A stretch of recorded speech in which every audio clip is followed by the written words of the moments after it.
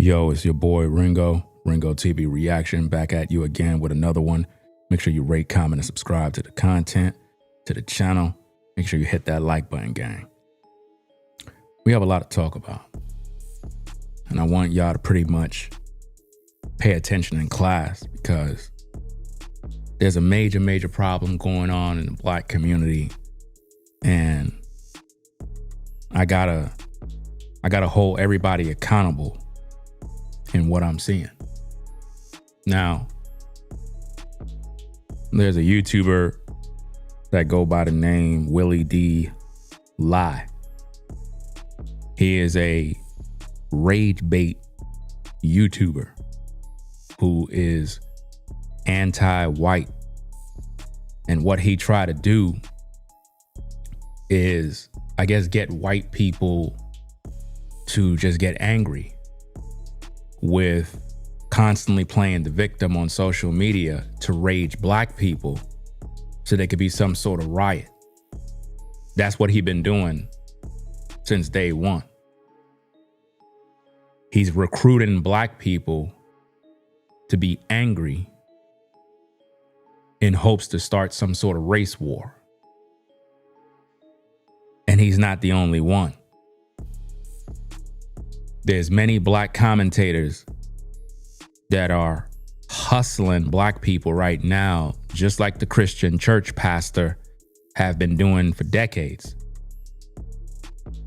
The Christian church been hustling Black people with Jesus for a long time, getting rich.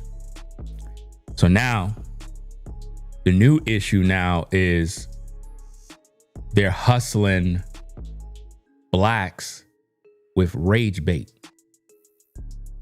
And I need for y'all to pay attention because I'm the only one on social media right now that could tackle this topic. Everybody else been bought and paid for already. So I want you to pay attention because content like mine, a lot of Black folk, they're not getting it. And it's because you folks who view, you don't hit the like button. You don't share the videos. You don't support the work. So consequently, we got guys like this that thrive and they're able to grow and manipulate and deceive. And there's so many rage baiters all over social media. So what exactly is this live stream about? Well, I'm glad you asked that question. Willie D Lie went fishing on TikTok and found a white guy that can sing and pander to Black Americans. Now, I want you to understand who this white guy is because he is not your normal white guy from the white community. He's one of the type of white guys that been rejected by the white community. He's the type of white guy that, let's just say, I'll let you see that when I play the tape. What I'm trying to do is establish credibility. Because in the Black community, they're looking for a white savior. And anytime you have a white man that would defend Karmelo, they found their savior. They found their Jesus Christ. And you know how it is in the Black community. If a white man is saying it, then it must be right? At least that's what they want you to believe. So make sure you guys hit the like button, stop being a hater, and participate in the show because the work that I'm doing here is monumental. None of these YouTubers are doing this level of work because everybody been bought and paid for, and a lot of viewers are dumb. Sad to say, I got to tell you the truth. A lot of you that view these YouTube streets, you're dumb because you're listening to uneducated people. Willie D Live is not an educated man. I can pretty much understand that he most likely dropped out of high school. He's not a smart guy. I'm going to prove that in this entire live stream. If you watch this live from the beginning to the end, you're going to be highly educated. because my content is for people that are on the level of maturity, that are able to use logic, comprehension skills, deductive reasoning skills to be able to comprehend what's going on. Karmelo Anthony is guilty. That's why he got 35 years. But with these grifters and these rage baiters, every single day they keep poisoning you with more rage bait, because the way in which you make money now on YouTube with the black community is you got to keep them thinking like a victim, rather than teaching them to win in life, teaching them to put on their boots and go out there and grind. You got to keep teaching them that the white man is holding them down. You got to keep teaching them that there's a unseen enemy that's causing all their problems. So consequently, the youth are not growing up learning how to have conflict resolution skills. They're being taught by these rage baiters that it's okay to stab anyone who pushes you, because after all, they're a bully. So now, let's go into the tapes. But before we do that, we got to go into my intro. Let's go. Yo, nigga, about that paper. Ringo TV. Yo, nigga, about that paper. Yo, nigga, about that paper. Yo, nigga, about that paper. Ringo TV. Yeah. True man, I'm free. I wake up a new episode. I pop out clean as keep me up a level though. She talk to me like I'm not me. I get it though. Yeah. I'm so eclectic, on me to the credits roll. Talk down to me, they might have to send medical. I'm out the league, I'm OD, they pathetic though. Look how I move, I'm protected. Shawty so swoon in my presence. The world going through it outside, they unruly, but I keep it cool, they can't press me. I keep it pure with intention. They see what I'm on, ain't no vixen. I might slide through with that top down. I keep it tuned with a high power. Put it on me, I'm blessed. Young nigga blessed. Big bag, manifest the sky, no stress. Keep no evil around me, can't ground me. I built it since when I had less. No hex on, God can't pause, nigga, look at how far we progress. Whatever we doing, we keeping it fluid, I don't see a thing. Yo, nigga, about that paper. Ringo TV. Yo, nigga, about that paper. Yo, nigga, about that paper. Yo, nigga, about that paper. Yo, nigga, about that paper. Hop on that jet, had to switch to the coast. One of a kind, I've been playing that role. They pay me to play me, I needed it for. It's real if I said I meant what I spoke. I'm legend, it's written, I shake up the city. Spin block till I'm dizzy, won't ever go broke. I'm chose, I must like to wear that top down. I keep in tune with a high power. Put it on me, I'm blessed. Young nigga blessed. Big bag, manifest the sky, no stress. Keep no evil around me, can't ground me. I built it since when I had less. No hex on, God can't pause, nigga, look at how far we progress. Whatever we doing, we keeping it fluid, I don't see a thing. Yo, nigga, about that paper. Ringo TV. Yo, nigga, about that paper. Yo, nigga, about that paper. Yo, nigga, about that paper. Put it on me, I'm blessed. Big bag, but I fix the sky, no stress. Can't ground me, I know this since when I had less. Look at how far we progress. Fluid, I don't see a threat.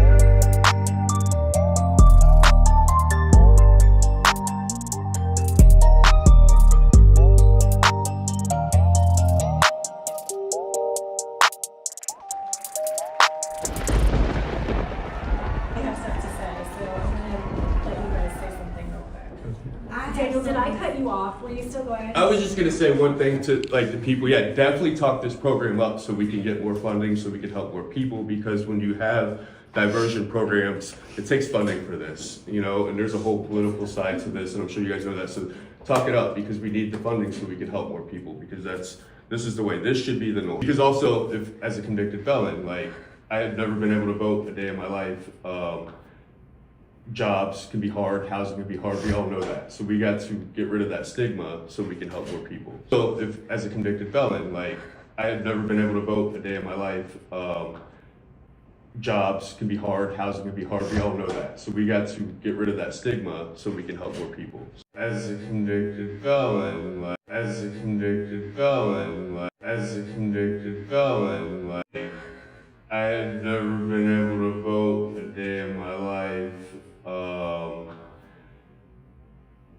Jobs can be hard, housing can be hard, we all know that. So we got to get rid of that stigma so we can help more people. DOC probation. No, because Mr. Collins, when I started my career at probation, he was one of my first probationers. And of course, I knew his story. He had Miss Whaley before as well, Miss Barron as well, but I've had him until he moved on. I was in prison with a guy who was sentenced to 50 years for a string of burglaries that he committed in active addiction. Many of you know my story. I went from professional baseball with the Atlanta Braves to homeless in the streets to 10 years in the Florida Department of Corrections. I sat in the county jail for at least 15 months before getting sent to prison the first time. See, I wanted the love, the forgiveness, the grace, the compassion, the empathy, but I did not want the accountability and the consequences. I had all the cliches and the catchphrases down pat. It's not about religion, it's about a personal relationship with Jesus.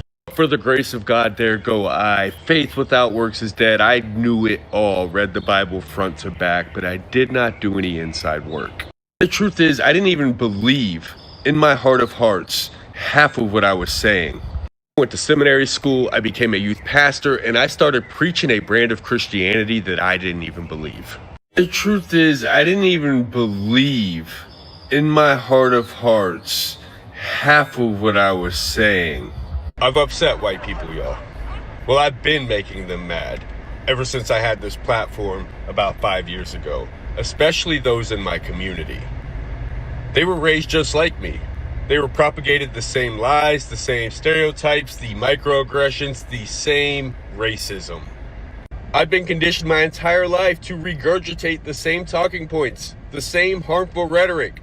13% of the population commits 50% of all violent crime. Why didn't he just submit? Why didn't he just comply and leave the tent that day? It's the parents, it's the fatherless homes, it's the rap music, it's the culture. No, it's the victim mentality. Racism was so long ago. Stop being the victim. Take accountability. Pull yourself up by the bootstraps. I don't care if you're black, brown, purple, green, or yellow. I judge a man by the content of his character, not the color of his skin.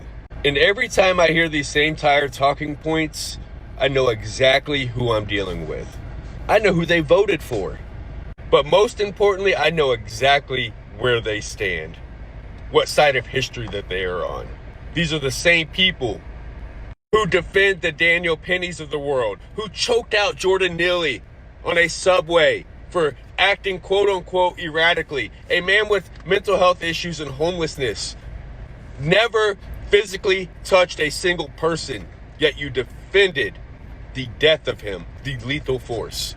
These are the same people who just a couple weeks ago defended Rick Chow, a store owner who chased a 14-year-old kid out of a store and shot him in the back lethally, a fatal shot to the back because he thought that he stole a $1 bottle of water. The truth is, I didn't even believe, in my heart of hearts, half of what I was saying. You're the same people. You're the same people who defended George Zimmerman when Trayvon Martin was walking through a neighborhood while black with a pack of Skittles and a hoodie. You defended his death. Why didn't he just comply? You're the same people who celebrated the murder of George Floyd, who fought vigorously for the police officer Derek Chauvin. The same people who had compassion and empathy for the blonde-haired police officer Amber Geiger, who walked into the wrong apartment and fatally killed Botham Jean. You were okay with the 10 years that she got? Don't even let me get into the history of our criminal justice system. The 13th Amendment, the abolishment of slavery except when punishment for a crime, and that slave labor was such an integral part of the Southern economy that they started locking black people up in chain gangs, putting them back on these same plantations to work that they were just freed from. And white people in the South were so mad that they created laws, black codes, that literally targeted black people. They were enforced only on black people. Then you had the convict leasing. Fast forward 100 years, you got Jim Crow segregation. The truth is, I didn't even believe, in my heart of hearts, half of what I was saying. Entire black communities being wiped out. The Tulsa Massacre, the Rosewood, lynchings, mob riots of black people. And Jeff Metcalf, Austin Metcalf's dad, has the audacity to say, well, you should just be grateful because in 1960 you couldn't even vote, is what he said. And that's the attitude, the arrogance, the ignorance of white people in America. At least the white people who we know exactly who they voted for. It's the hypocrisy, it's the double standards, it's the people who used to say all lives matter as a protest to Black Lives Matters, but have clearly shown disregard for black lives, have shown that black lives have never mattered in this country. As we've witnessed with 14-year-old Cyrus and 17-year-old Karmelo, 2 kids. And for the white people in my community who have messaged me, who have commented, who have gotten upset about my content, the things that I talk about, you can stay mad, because I'm going to keep speaking truth to power and love.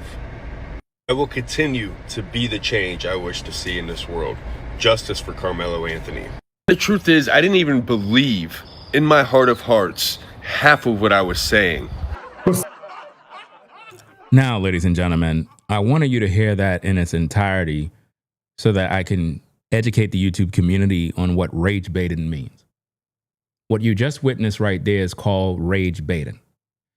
When it comes from a white man, these are typically white men that have been rejected from the white community. Not intentionally, not because they just wanted to expel him out. This is coming from white men that have failed in their life. So their white counterpart don't look at them the same way. That man that Willie D used in his video as the white savior to defend Karmelo is a convicted felon, a man who spent many years behind bars for criminal activity. So I'm not surprised that he would be defending Karmelo. I'm not surprised. But why exactly is he doing that? Well, I'm glad you asked that question. You see, on social media, right, in order to make money, if you're white, right, you got to go where the money's at. Well, in the black community, what do you normally see? You see white-owned businesses, Asian businesses, the Arab store, right, the Latino store, right, the African shops. You don't see no so-called black-owned business. None. So all those other nations are able to make millions of dollars off the black community. Now, on social media, there's an economy. There's money to be made. And guess from who? Black folk. And how do you make that money? You got to follow the trends. If a white man that have been, I guess, removed from the white community, he's not respected by the white community, and he really can't make no money because he's a convicted felon, difficult to get a job, all sorts of issues. Who else is he going to make that money from? The black community. And what better way than to defend Karmelo Anthony? And that is his agenda. And my job is to debunk the rage baiters, the race hustlers. These 2 men are hustlers, race hustlers. Willie D Live is a rage baiter grifter who grift on social media, rage baiting black people, always talking about black, white, crimes, injustice, and there's no solutions from him. None whatsoever. There's never a solution. It's just to get you angry. So you walk away from these videos angry at white people. So what he did is he went and he dug up this video from TikTok from a white guy who is basically hustling himself. See, hustlers normally click with one another, whether they white or black, right? So what better hustler than a white hustler that defends Karmelo Anthony? You know something got to be wrong when a white man defends Karmelo Anthony. you gotta know something is wrong. Something is wrong when you see a white man or woman defending a killer. Something's wrong. So now let's listen to this tape as Willie D react to his video and break his video down. Then I'm going to show you that Willie D Live never graduated high school. And I'm serious. Willie D, if you're listening, look, you're a fucking dumbass. You're not educated. You've proven you're not an educated man. I know you didn't graduate high school. Because what you did at the end of your video was so embarrassing. Oh, I couldn't wait to react to this one. Hit that like button. Let's get to the content. Let's go. Family, we got a white guy on TikTok who goes by the name Danny F. Collins. Notice he said we got a white guy. In other words, this white man, you gotta believe him because he's white. Who has an interesting take on white folks' reaction to the Karmelo Anthony verdict. Yeah, fam. This man has been standing on business consistently about this case. And he is not allowing the internet bullies to waver. He called us internet bullies because we have opinions. Internet bullies. Ain't that interesting? We're supposed to be grown men and women. His position. Yeah. I want you to check him out right quick. I've been making them mad ever since I had this platform about 5 years ago, especially those in my community. They were raised just like me. They were propagated the same lies, the same stereotypes, the microaggressions, the same racism. I've been conditioned my entire life to regurgitate the same talking points, the same harmful rhetoric. 13% of the population commits 50% of all violent crime. Why didn't he just submit? Why didn't he just comply and leave the tent that day? Before I go further, fam, I can't even hold it. He always do that stupid clap. And he's only doing that because the white man is dancing to his tune. And to the person who said, have you accepted the white man as your savior? Let me respond to that. The savior was a black man, not a white man. You got it all mixed up. Let's get back to the content.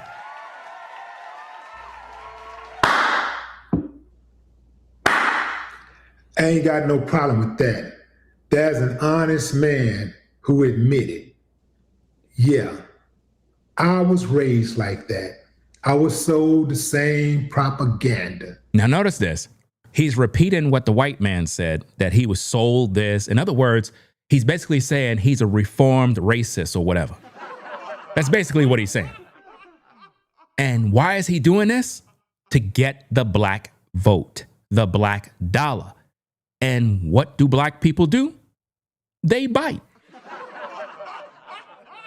Black folk support that white man more than me.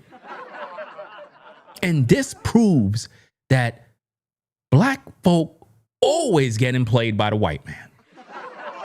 All he got to do is come on social media and says, you know, I was fed all of this propaganda about black people. And, you know, I grew up in a neighborhood that was all racist. And, you know, I just don't do that stuff no more. But that's the same guy in the opening clips who said that he's a convicted felon and how while in prison, he read the Bible front to back, became a youth pastor, but never believed anything he preached. He would preach it to people, but he never believed a word he was saying.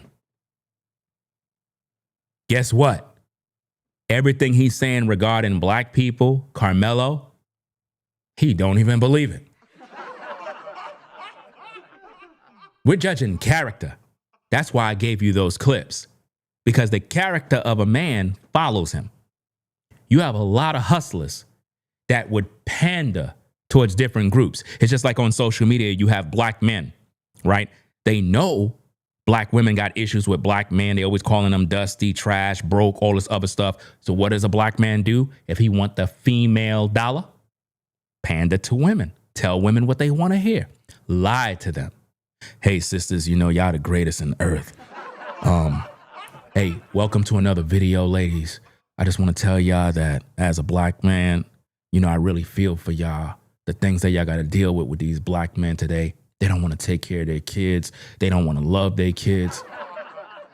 Just know, queen, that I got so much love for you. It doesn't matter whether you fat, small, skinny.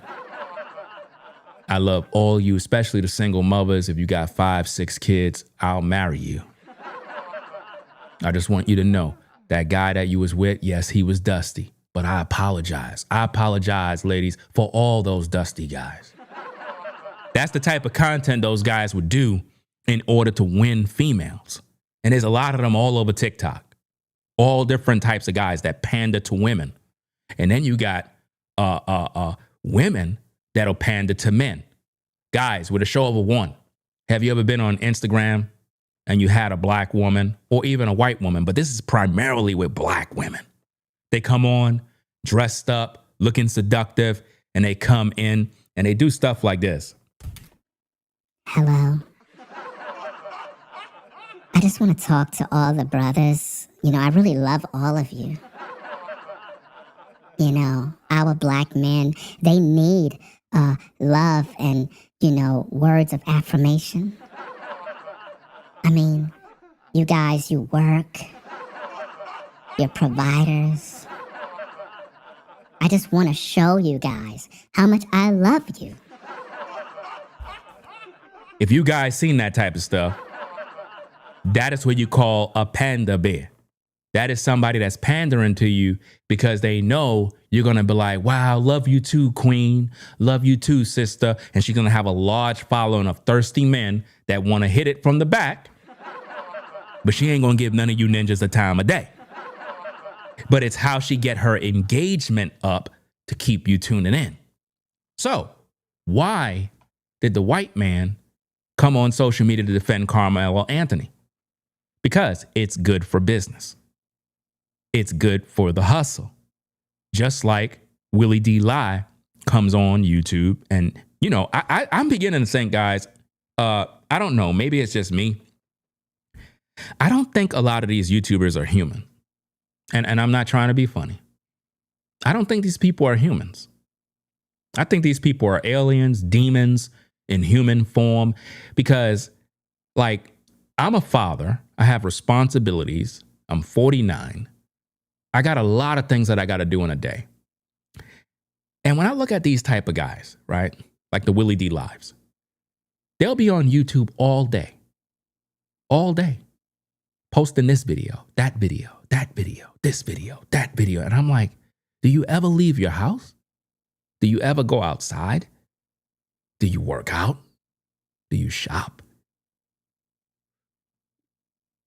Are these people human that we see on social media? You guys have to really start to think about that. Because some of these YouTubers, they just keep influencing you and influencing you and influencing you and influencing you. And it's like, there's no responsibility in these individuals' lives. No kids, no family, no wife, no nothing. It's like, who are these people? And why they're online all day? Every 2-3 hours, there's a new video, a new this, a new that. And it's all in line to keep you angry. It's like the agenda is keep you angry as long as possible. Rage bait. Get the black community angry. And it seemed like a lot of black people, they follow these type of platforms because in their minds, it supports their narrative. It supports what they believe. A lot of black people want to believe that Karmelo Anthony been railroaded and that he's innocent and it's all self-defense. And it's just a bunch of garbage. And it's like the black community have this virus, this sickness of supporting criminals. And these hustlers on YouTube are the ones that basically poisoning black people every single day. And it's enough is enough, man. It's like these rage bait hustlers love money and they don't care about morals. What they care about is as long as the people stay viewing, I'm going to stay making this kind of content. And that's exactly where it is. It's just like in the Christian world, the mega church era is dead. Nobody goes to church no more. I'm gonna start make a plethora of videos on that. Nobody attends church no more. Nobody's attending no worship centers and all these mega churches. Them things is dying. Nobody's going there no more. And it all started ever since the pandemic, when people were able to stay home and couldn't go to these houses of worship. And then they realized we don't need to go to these places. We can find God on our own. So now the hustle in the church is dying. But now on social media, the hustle with a lot of black commentators is pretty much rage baiting you, keeping you angry. And angry with who? Well, angry with the white man. Now, it's interesting you're angry with the white man all day, but what exactly is the solution? Because none of you been in slavery.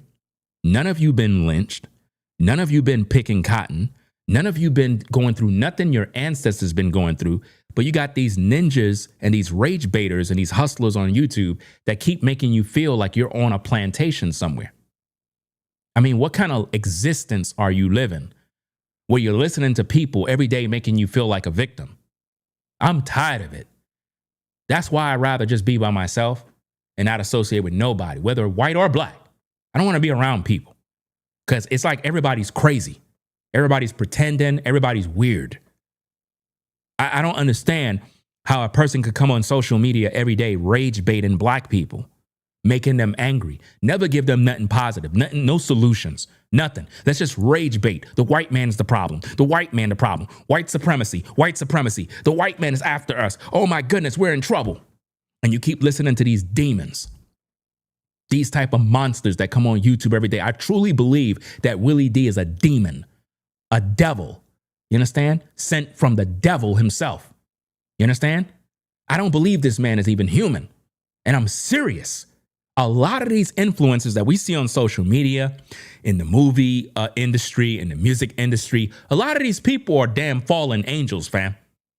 I'm not playing, man. The stuff that I'm seeing in this world, the more I stay focused and build myself up, my mental clarity is seeing right through the shenanigans, man. We're all being played, and there's a damn curtain that's behind that curtain is a whole nother world where we got demons that are out here in this world influencing the people, causing them to literally lose their minds, rage baiting and making them go crazy.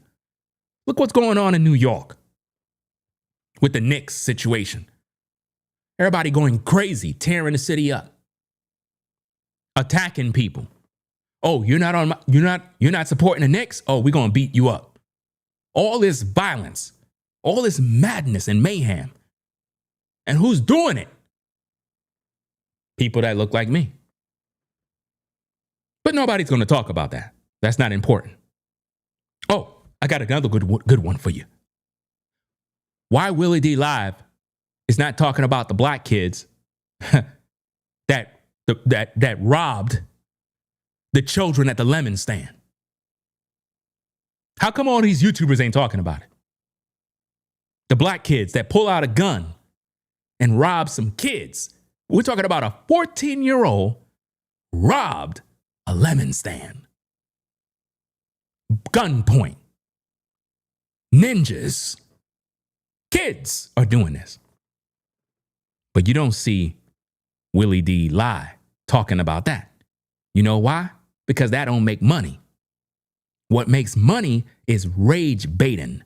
A bunch of insecure people that are racist themselves that hate white people. And let's just call it what it is. Anybody that is tuning into Willie D Live is a black racist.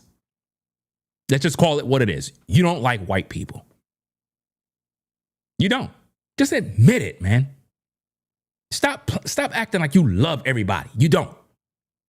When you listen to poison, toxic content like that every day, it's because you got a chip on your shoulder. You hate people.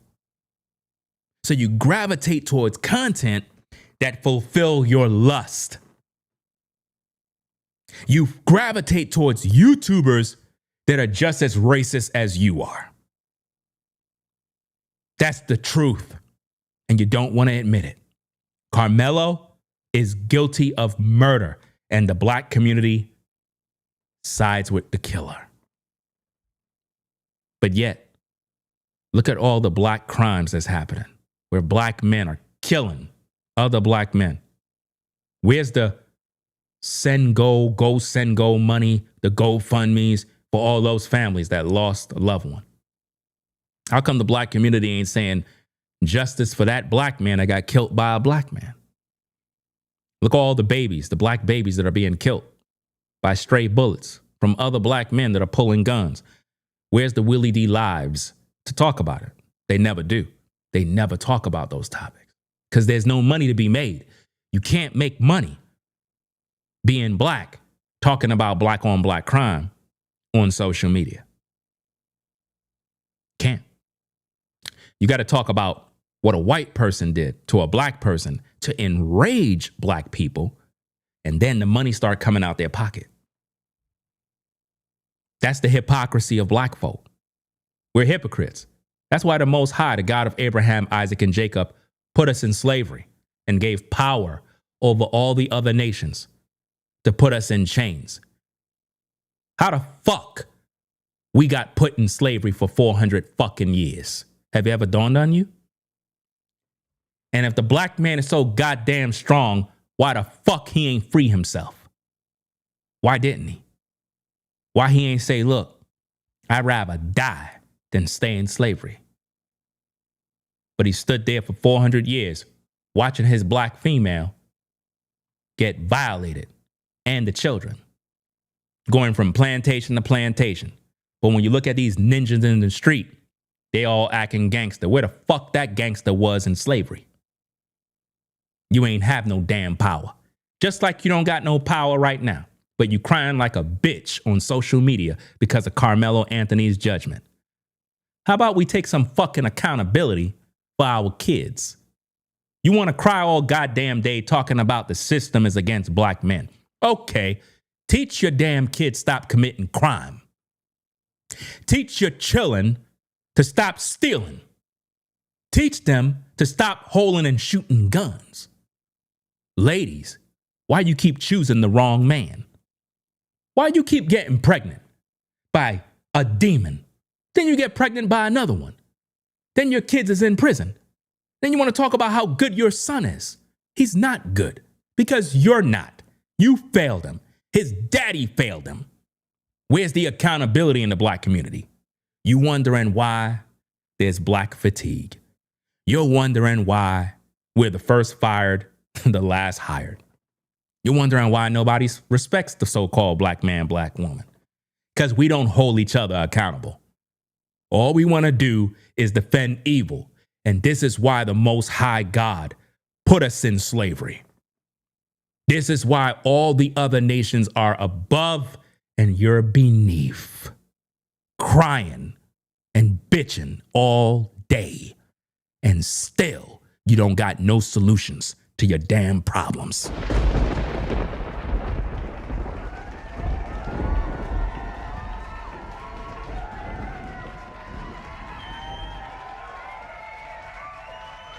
We out here embarrassing ourselves on social media every single day. Imagine a guilty verdict came down for a killer that stabbed another kid in the heart. And rather than us say, you know what? We got to hold ourselves accountable. We busy saying free Karmelo. Free Karmelo. Y'all doing the same thing that happened in scriptures where they basically told the Romans, who do you want us to let go? Jesus of Nazareth or Barabbas? You ninjas was busy saying free Barabbas. Y'all doing the same thing. You're basically saying free Barabbas and he's a killer. You saying free Karmelo because he's black? A kid that claimed self-defense but never took the stand? Ladies and gentlemen, I don't know. I know white folk know this. I know other nations know this. They understand the legalities. When you plead self-defense, you're supposed to defend yourself. You're supposed to be on the stand. We're supposed to hear your testimony. There was no testimony from Karmelo.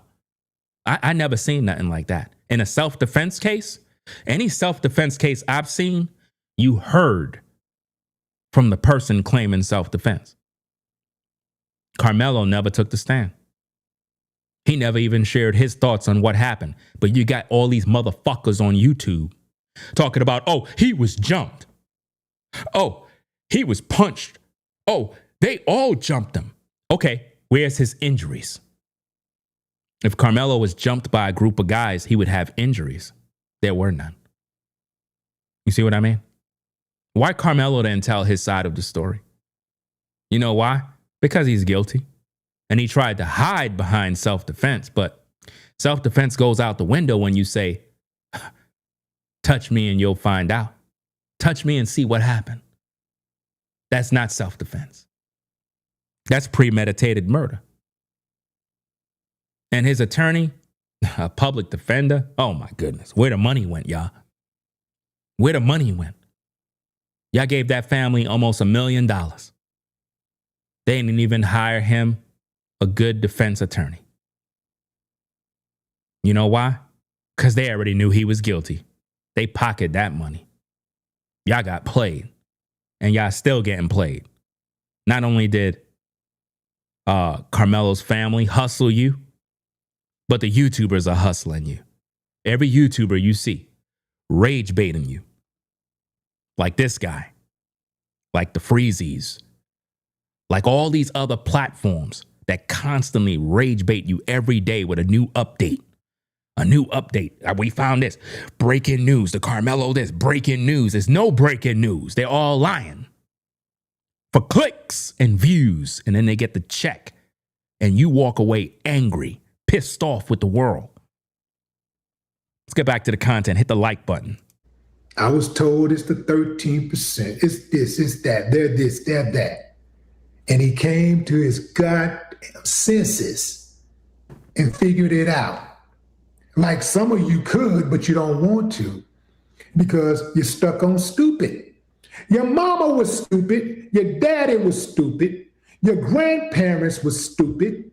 Their grandparents were stupid. You come from an entire... Think about it. He's calling white people these names. He's not talking to black people. He's talking about white folk. Line of stupidity. And you're raising your kids to be stupid also. How ignorant do you have to be to really believe with all of the triumphs? Imagine this fool talking about white people and how they're raising their kids. But yet he's not talking about black folk and how they're raising their kids. Think about that, guys.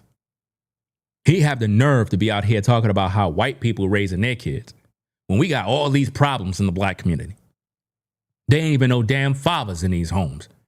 And this fool is talking about how white people are raising their kids when there's no black fathers in these homes. Make that make sense. That black people have accomplished through all of the pain and the misery and the struggles, I mean, has overcome every single atrocity. They have tried to bury us 1,000, 1,000,000 times. Still we rise. How could you fix your raggedy little pissy brain to think, to treat us like a monolith, like there is not millions of black success stories. Millions, not a few. You can't fool me with the pointing at the biggest guy that's doing it right now, whoever the most talented black person is, just pointing to the entertainers, astrologists. At Maryland, you're the only one who can't hear me. That means that your volume is off. Everything is good. Everybody else can hear me. Let's go. Physicists, scientists, doctors, lawyers, archaeologists, some of the greatest orators ever, inventors ever. To try to be dismissive of that, it lets me know who you really are. That guy is just angry with white people. When I tell you that Willie D. Live is what you call a black racist, you understand? He don't like white people. He hides behind trying to do commentary videos like he's talking about different topics, but really he's just expressing his anger. He don't like white people. You understand? He's from that era. And there's no changing guys like him. You have to be careful who you listening to on social media. Man spoke up. He's speaking the truth. It's the parents, it's the fatherless homes, it's the rap music, it's the culture. No, it's the victim mentality. Racism was so long ago. Stop being the victim. Take accountability. Pull yourself up by the bootstraps. I don't care if you're black, brown, purple, green, or yellow. I judge a man by the content of his character, not the color of his skin. And every time I hear these same tired talking points, I know exactly who I'm dealing with. I know who they voted for. But most importantly, I know exactly where they stand, what side of history that they are on. These are the same people who defend the Daniel Pennies of the world. Think about what he's saying. I want you guys to think about this, man. Why is he talking about the Daniel Pennies of the world? These are the people who defend the Daniel Pennies of the world. He's rage baiting you. He don't care that he's throwing white people under the bus because they don't accept him. And those that are white know exactly what I'm talking about. Because in the white community, there is such thing, guys, as white folk who just don't rock with certain people. Just like in the black community, there could be a black person and y'all just shun him from the community. We don't respect that person. We don't care for that person. That person don't represent us. We don't care for that person. So when you look at this white guy, he's one of those type of white guys that the community, the white community, don't even rock with. He's what you call the sellout in the white community. Just like how in the black community you have sellouts. Okay, in the white community you have sellouts. And he's one because he's painting all white people as if though they're all racist. So you know something's wrong. He's angry. And remember, he did many years in prison, more than 10. And based on my research, it looked like he'd been possibly arrested twice and probably locked up and did 2 bids. Let's go. Choked out Jordan Neely on a subway for acting quote unquote erratically. A man with mental health issues and homelessness. He's acting like he cares, guys. This man don't care about black people. Remember in the beginning, I made you see that he was in prison.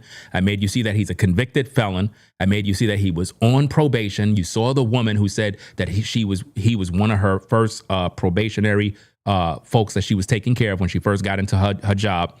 And I also showed you where he said that he learned Christianity, but he never believed any of it. But he would preach it.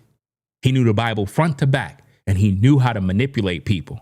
And if you actually watch his videos where he explained it, this man was invited to different churches to preach, but he never believed a word of what he was talking about. And what that is establishing in the court of public opinion here is that everything this man is saying, that he's trying to influence you like he really care about the injustices done to black people. He don't care. It's all for clicks, views, and making money. That's it. That's all it's for. Never physically touched a single person, yet you defended the death of him, the lethal force. These are the same people who just a couple weeks ago defended Rick Chow, a store owner who chased a 14-year-old kid. Now think about it. Why is he bringing up all these different cases? Rage bait. Rage bait. All of this is rage baiting, man. Listen, you don't see Asians do this. You don't see white people do this. You don't see nobody else do this. He's using the same formula that black people use on black people. Rage baiting. He took the very same formula that he see blacks doing on social media right now. He said, you know what? I'm going to join the party. I got to get this money. There's a lot of money to be made because if I can rage bait and I'm white, I could definitely build me an audience. Because all the blacks that are emotionally ruled, if they see a white face saying they support Karmelo, I can definitely make some money. I'm going to get in on this. And he got in on it. And that is why Willie D Live was able to notice him. Because birds of a feather flock together. You have to understand, birds of a feather flock together. And that's what they do. They join forces because Willie D never, ever, never praised no white man. But he's using this white guy because that's his white Jesus. And he's using him for clicks and views to rage bait not only black folk, but to make white people upset by using one of their own to attack. When I tell you there's a war going on social media, there is a war going on social media, guys. There is a war going on social media. Let me see. Shout out to Prince for the 5. Appreciate you supporting the show. So it was good, Ringo. My crush might say yes to a date with me. Wish me luck. Keep up the good work. Appreciate you sponsoring the show. Shout out to you again. Hold on. Oh, that's somebody else? Oh, let's have the same name. Prince of the Cats. Shout out to you for the $20 support. Says you are right. You are right because negative attention is better than no attention. And that's the problem with social media. Is like a lot of viewers, they love, the negativity. They love the drama, and it's something that it sells. It sells. Like you can go live and be a Karmelo Anthony supporter and you'll have 5,000 people watching you, not because you're a good content creator. It has nothing to do with that. What it has to do with is you're literally doing what the people want. And that is what you call a sellout. In the black community, we hear a lot of times of, oh, this person's a sellout, that person's a sellout. No, a true sellout, ladies and gentlemen, is a black man or woman who is doing something that is unethical for money. That's a sellout. That's a person who is basically using their community, abusing their community. That's a sellout. So when you see YouTubers online siding with Karmelo Anthony, even though they know he's guilty, they're misleading the viewers, they're rage baiting the viewers. They don't respect you guys. When you come to my platform, I'm grateful. I'm grateful because I speak the truth. So when you actually show up, you must be one of the intelligent ones because the algorithm normally don't share my content with the majority of the people that are, I guess, interested in the Karmelo case. They share the lies. They share the rage bait. The algorithm goes by the click. How many of you have ever watched somebody's YouTube channel? Let's say you watch the boxing highlight of Mike Tyson. You click on that one video. Once you finish that video, you look on the side of your screen, you see a bunch of highlights of different boxing fights. You're like, what the heck is going on? Why am I being recommended all of this? Because of that video you clicked on. So now, if you clicked on a rage bait video, the side of your screen, your phone, is going to be nothing but rage bait. You're not going to see mine. You're not. And if you're lucky, you might. If you keep scrolling down, you might find it. But YouTube is going to publish and recommend all rage bait content. And that's why the rage bait content, it sells. Because they're all working together in order to get that dollar. It's like having a store. It's like having a mall. If my shop is at the top on the 6th floor in the mall, and all the other stores is on the 1st, 2nd, and 3rd, it's going to be very unlikely that most of you would even see my store. It's at the top floor. So by the time you walk up to the 1st and 2nd, 3rd, all the lights and the glitter and the music and this and all that stuff, the entertainment, it captures your eye. So you're in your mind, there's no need to go up to the 6th floor. I'll just stay here. The truth is upstairs, but you'll never make it there. That's how it is on social media. The truth get diluted or lost in the shuffle. You got to literally search for the truth now.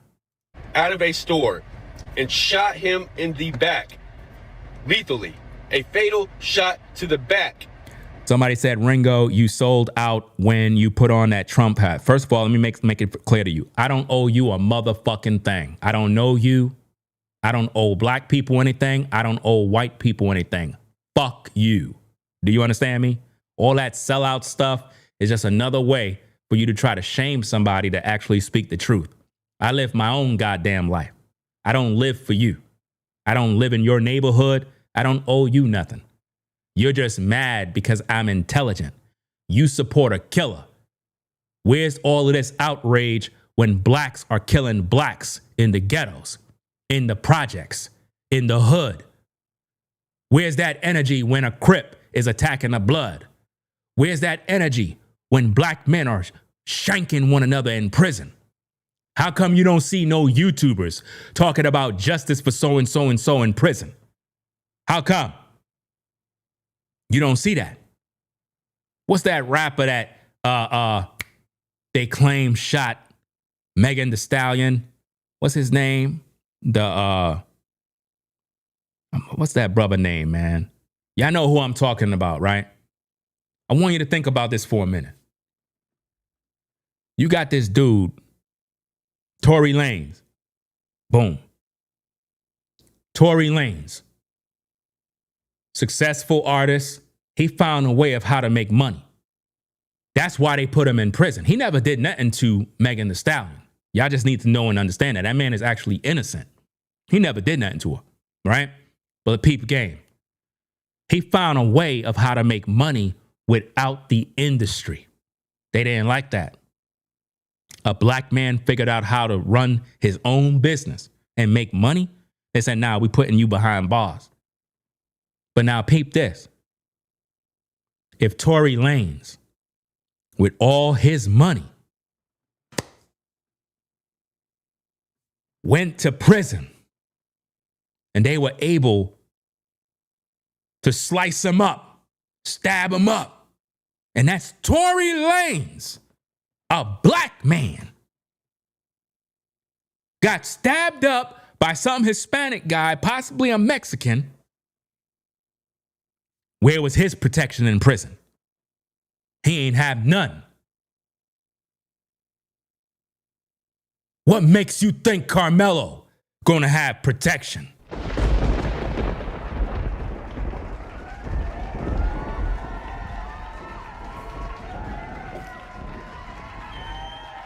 It's only a matter of time.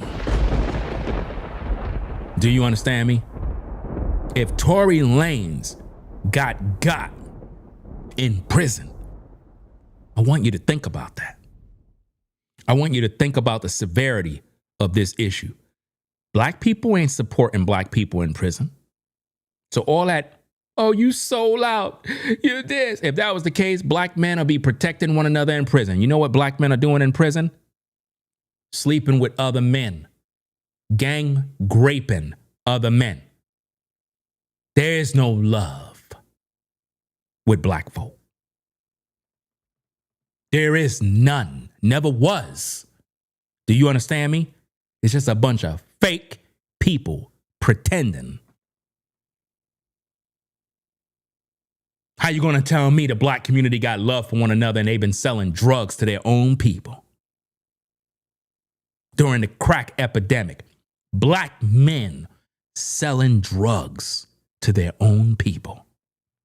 You want to tell me about love? You don't love your people. You hustling your people. And them same hustlers that sold drugs to their own people, they're now on social media. They're now on social media hustling through rage bait videos. Rage baiting is the new drug. And they're selling that drug all over social media, back to back to back, keeping you high off of hate. And now you got white men that tapped into the drug. So you know what? I'm gonna sell the same drug of hate. Talking about he's speaking against the white community. That don't even make no sense. He looked crazy. And I just know that the white community do not accept him. They don't accept him because they know that he don't rock with them. And again, he's a so-called ex-convict. So he been in and out of the penitentiary. So nobody rock with him, not even his family. You know? Let's get back to the content. Let me read this Last super chat here. Let me see. Shout out to Prince again for the 5. Says Ringo, not to spark a debate, but Willie D and them claim Karmelo was jumped by 4 dudes. I don't know what to believe. What do you think? First we have to stop and just kind of break this down. You said you don't know what to think. Do you know the case? Do you even know what's going on? Or are you just watching people on social media? Do you know the story? Did you read? Did you study? Did you follow the case? Did you look at the news media? If you don't know what to believe, do you know what you're doing here? You're telling me that you're not educated on the subject.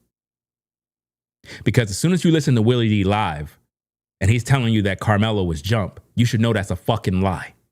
Because that's not the story. That's not what happened. A simple Google search. What the fuck happened in the Karmelo Anthony case? What happened? It'll give you everything that happened. You don't need to listen to a YouTuber to know what happened. Do you understand me? None of these YouTubers seen a video. The video was seen in court. All the stuff you're seeing on social media are lies. Everybody's going around saying, oh, there's a video. They just don't want to show us the video. Oh my goodness, look at this video. They're going around sharing a video right now. The video clip is dark as hell. You can't see nothing. It's just a bunch of shadows. You can't see nothing. And these idiots are publishing that as if though it's a fact. None of these people got the video, guys. Do you understand me?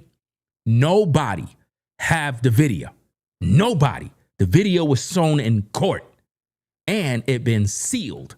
You know why? Not because they don't want you to see it, but because it's a security risk based on the cameras and where those cameras was angled. Because the camera is not a camera that's supposed to be a part of the school. I did all my research. That's why the video is not being seen publicly, because there's secret cameras that were able to record and the cameras were far away. And they don't want nobody to know the location of those cameras. But there's cameras that are able to capture certain things, just like there's cameras all around us. And we don't know where they are, but there's cameras. You understand? Because people are going around saying the attorney general basically prevented the public from seeing the video. And they're making it seem as if though they're trying to hide something from the public. Guys, Karmelo is guilty. Do you understand me? Guilty. All these YouTubers are talking about videos and, oh, he was jumped. Did you hear Karmelo say that? Did you hear his mother say that he was jumped? His father? Did you hear his father say he was jumped? Did you hear that so-called ex-felon, that so-called whatever that dude name is, that black dude that's acting like he's Dr. King, that was representing the family? I'm not sure what the heck his name is, Anderson or whatever his name is. He even confirmed that video that everybody keep talking about, he was pretty much in an interview talking about that situation and made it very clear that a lot of things that people are talking about, it's not true. And he represents the family. See, social media is just filled with lies, man. And I can't believe people are this unintelligent that they don't even know what's going on. And that just goes to show black folk are lazy. A simple Google search will tell you what's going on. But if you're listening to these YouTubers rage baiting you, I'm trying to figure out how you got caught on their hooks. Because anybody that don't know what to believe or what's going on, that just proved that you didn't do your homework. That just proved that you're easy to deceive. All I got to do is lie to you and you're going to believe it. And in the process, I'll make all the money I need to make off of you because I know you're not smart. I try my best to educate the people. And instead, I get hated. I get hated for speaking the truth. Think about what you asked. Think about that. You said not to spark any debate, but Willie D and them claim Karmelo was jumped by 4 dudes. I don't know what to believe. If you don't know what to believe, think about how many hundreds of thousands of black folk don't know what to believe. Because none of them are doing their own independent research. The truth is right in your face. If it's this easy to confuse people, then there's a problem with Black Americans. That just goes to show these YouTubers know this. They're profiting off your ignorance because they know you don't know nothing. And they know you're not taking the time. It's just like, I could do this entire live stream, right? I could be on, let's say 2 hours. And when I go to my analytics and I go check to see what was the average duration of a viewer viewing my show, it'll say probably 10 to 17 minutes. That means that all the content that I'm sharing, nobody's really looking at it. They're only watching a few minutes and they out. It's only a few people that probably watch the whole show. So the majority of people are not being educated. You understand? They're not learning nothing. And this is why most of these YouTubers, when they do their videos, they do short videos. When you see Willie D. Lie go online, he'll post a 7-minute video, 13-minute video, because he know you're going to watch the whole thing. So when you watch a video like mine, half of you come in and out of the live stream. So you're not learning anything.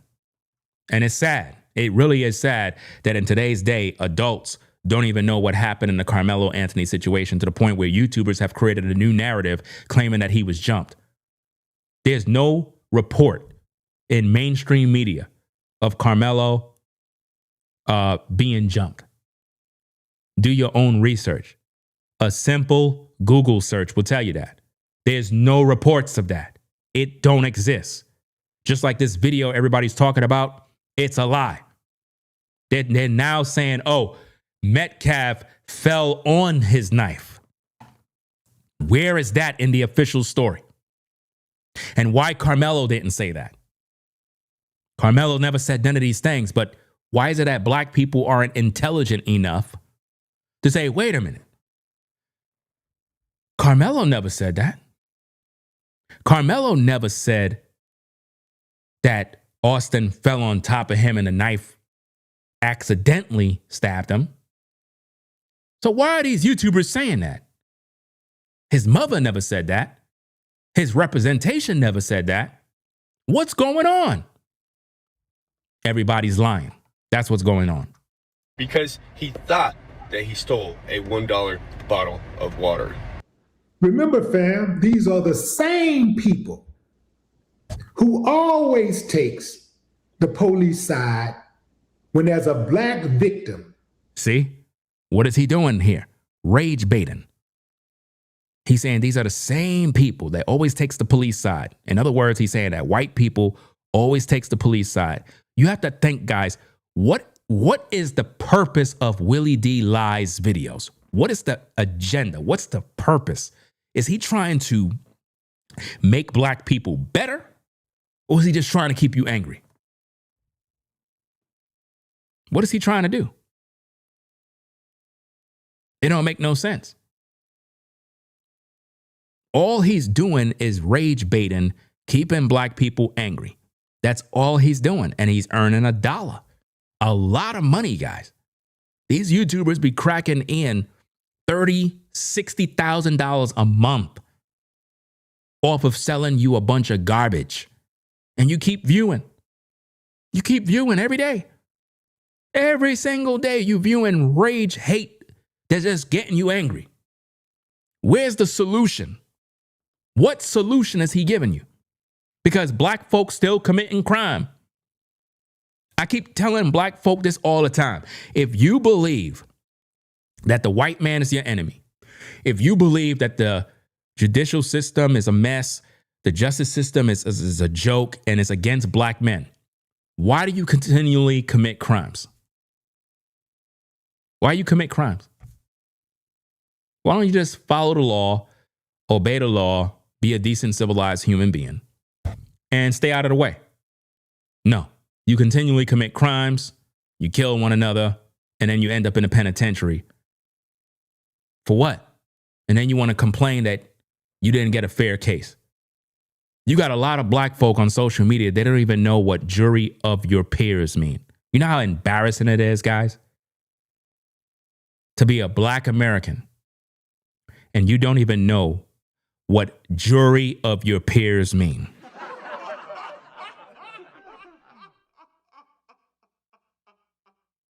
White folk already know. Asian folks, they know. East Indians, they know. Africans, they know. Black Americans, they don't know. It's crazy. They think jury of your peers means somebody that's black.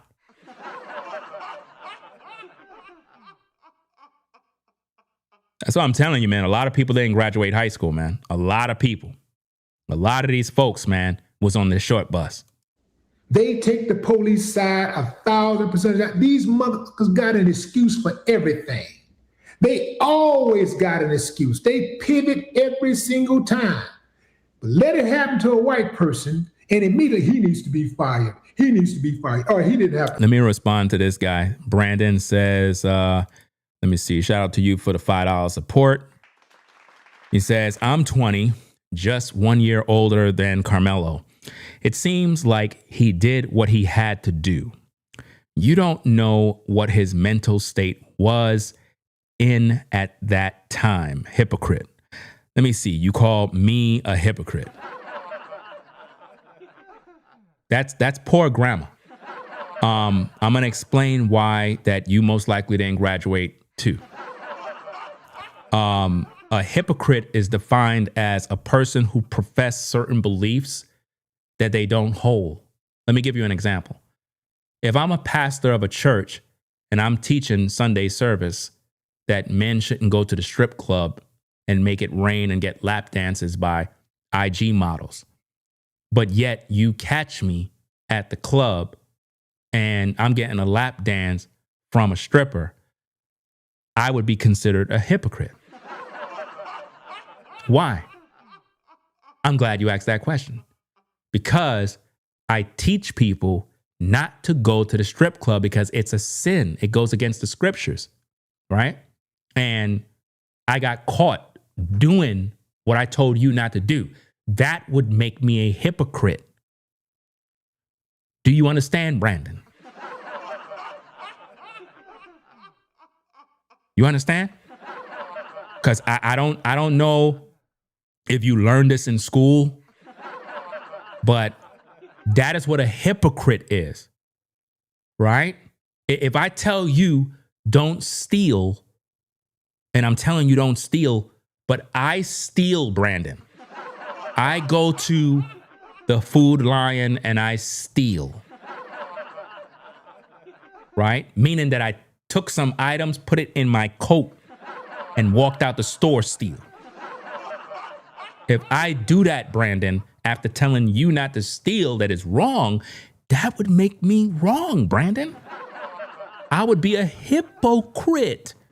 That's what a hypocrite is. A hypocrite is not a person that don't agree with your belief of Karmelo. That is a poor use of the word hypocrite.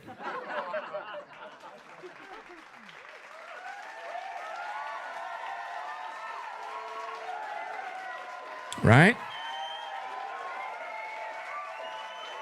You know, you got to talk to people like they're a child sometime.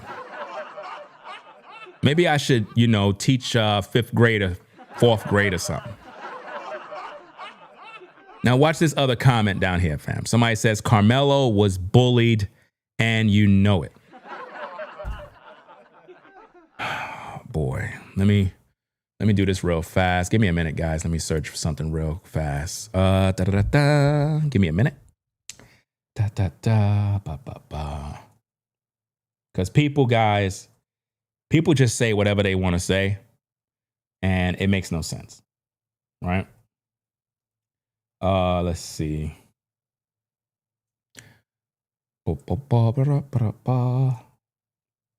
Because you see these people on social media, guys, they say some of the craziest things, and it don't make no sense, right? Let me do this. Okay, I need a precise answer. Ba-ba-ba-da-ba-ba-da-ba-da. Okay. Dun, dun, dun, dun, dun, dun, dun, dun. Alrighty. Okay. Da, da, da, da, da. Going to chat GBT. Ba, ba, ba, da, ba. Okay, here we go. And I have the advanced version of chat GBT. So let's pull up what we got. Let's pull up what we got, guys. Because, you know, there's so many people, man, they just say things on social media. He was bullied. I don't know where they're getting this from, but that's not the official story. That's internet gossip, right? Let me put the information on the screen for the people from the short bus. Was Karmelo Anthony bullied? I should have said by Austin, but ChatGPT understand. It says, I'll check the latest reports and court records summaries so I don't give you a shaky answer on a case that's changing. It says, based on the reports and trial summaries I found, there's no solid evidence that Karmelo was, well, not bullying Austin. Let me go do that again. This is crazy. Let me try this again. And that just goes to show when you ask ChatGPT something, if you're one word off, it'll give you something totally different. Give me a minute. Let me try this again. And that's just how it is. When you're searching for stuff, you got to make sure your prompting is correct. Was Karmelo Anthony being bullied by Austin Metcalf? Now it's clear. Let's see what it gives me. Give me a minute. Let it do its thing. Oh, it gave me a quick answer. Oh, man. Here we go. Let me get a screenshot of that. All right. Let's add this. Da, da, da, da, da. Let me add this into the video. Okay. Was Karmelo Anthony being bullied by Austin Metcalf? Notice the answer, guys. No. From the public trial reporting, there is no proof that Austin Metcalf was bullying Karmelo Anthony. Do you see that?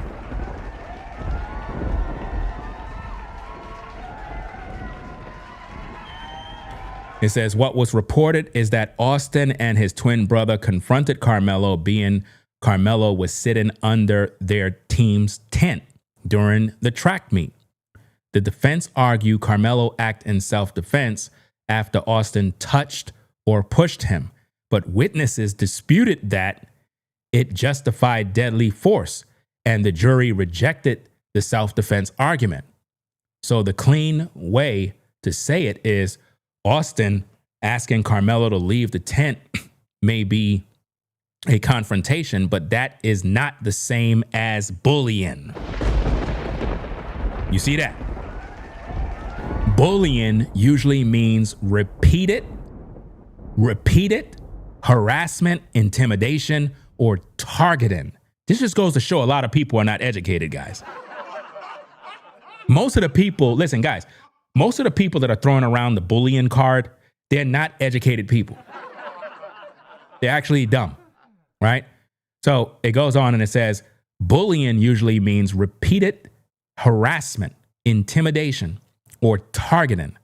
Public reports do not show that Austin had a history of bullying Karmelo or that they had an ongoing issue before that day, right? You see that? So now I wanted you guys to see all of this stuff because it's very, very important for you to understand the difference between bullying and, somebody confronting somebody. Now, let me show you something else from that point because I want you to see something here. It says, excuse me, it says what was reported is that Austin and his twin brother confronted Karmelo because Karmelo was sitting under their team's tent during the track meet. Now, you have to understand something, guys. If you don't belong under a tent, right, and someone confront you, you cannot make demands by saying, I want to stay under the tent and that's my team's tent. That don't make no sense, guys. You cannot be wrong and strong and be like, well, I'm sitting here. I don't care. A team's tent is for the team. It's not for everybody. So when they confronted him, it was simply to say, bro, could you leave? You don't belong here. It's our tent. You're not a part of the team. And rather than him leaving and humbling himself, he decided to stay. He decided to argue. So this is not a case of self-defense. You don't even belong here. That's why he's doing 35 years. Because he don't belong there. And the other day, Angry Man made a great point. A great point on one of his videos. I don't even know what video it was. But he was talking about how black folk understand how this works. We know that in the black community, right, whether you're just a regular person who live in the black community, you know that there's certain neighborhoods, certain communities you're not supposed to be at. Because you know if you go there, you're going to get ran off the block. Everybody knows this. There's certain hoods you just don't go to. Because why? You're not from that hood. And if you go down there, you might get got. You might get ran off the block. Some of y'all been in situations where you went somewhere you didn't belong and they told you get up on out of here. You ain't argue, you ain't try to fight nobody, you just got up on out of there because they gave you a pass. They could have tore you up, but they said, bro, get on out of here. Or maybe somebody called you to the side and was like, yo, bro, get on out of here, man. It's about to get bad for you. All right, cool, I'm out. Good looking. You know better. You understand? But for some reason, when it comes to a situation like this, it's like black folk, it goes out of their mind. They act like they don't know no better when it comes to you don't belong under this tent. Why is it that black Americans don't understand the concept of you don't belong under this tent?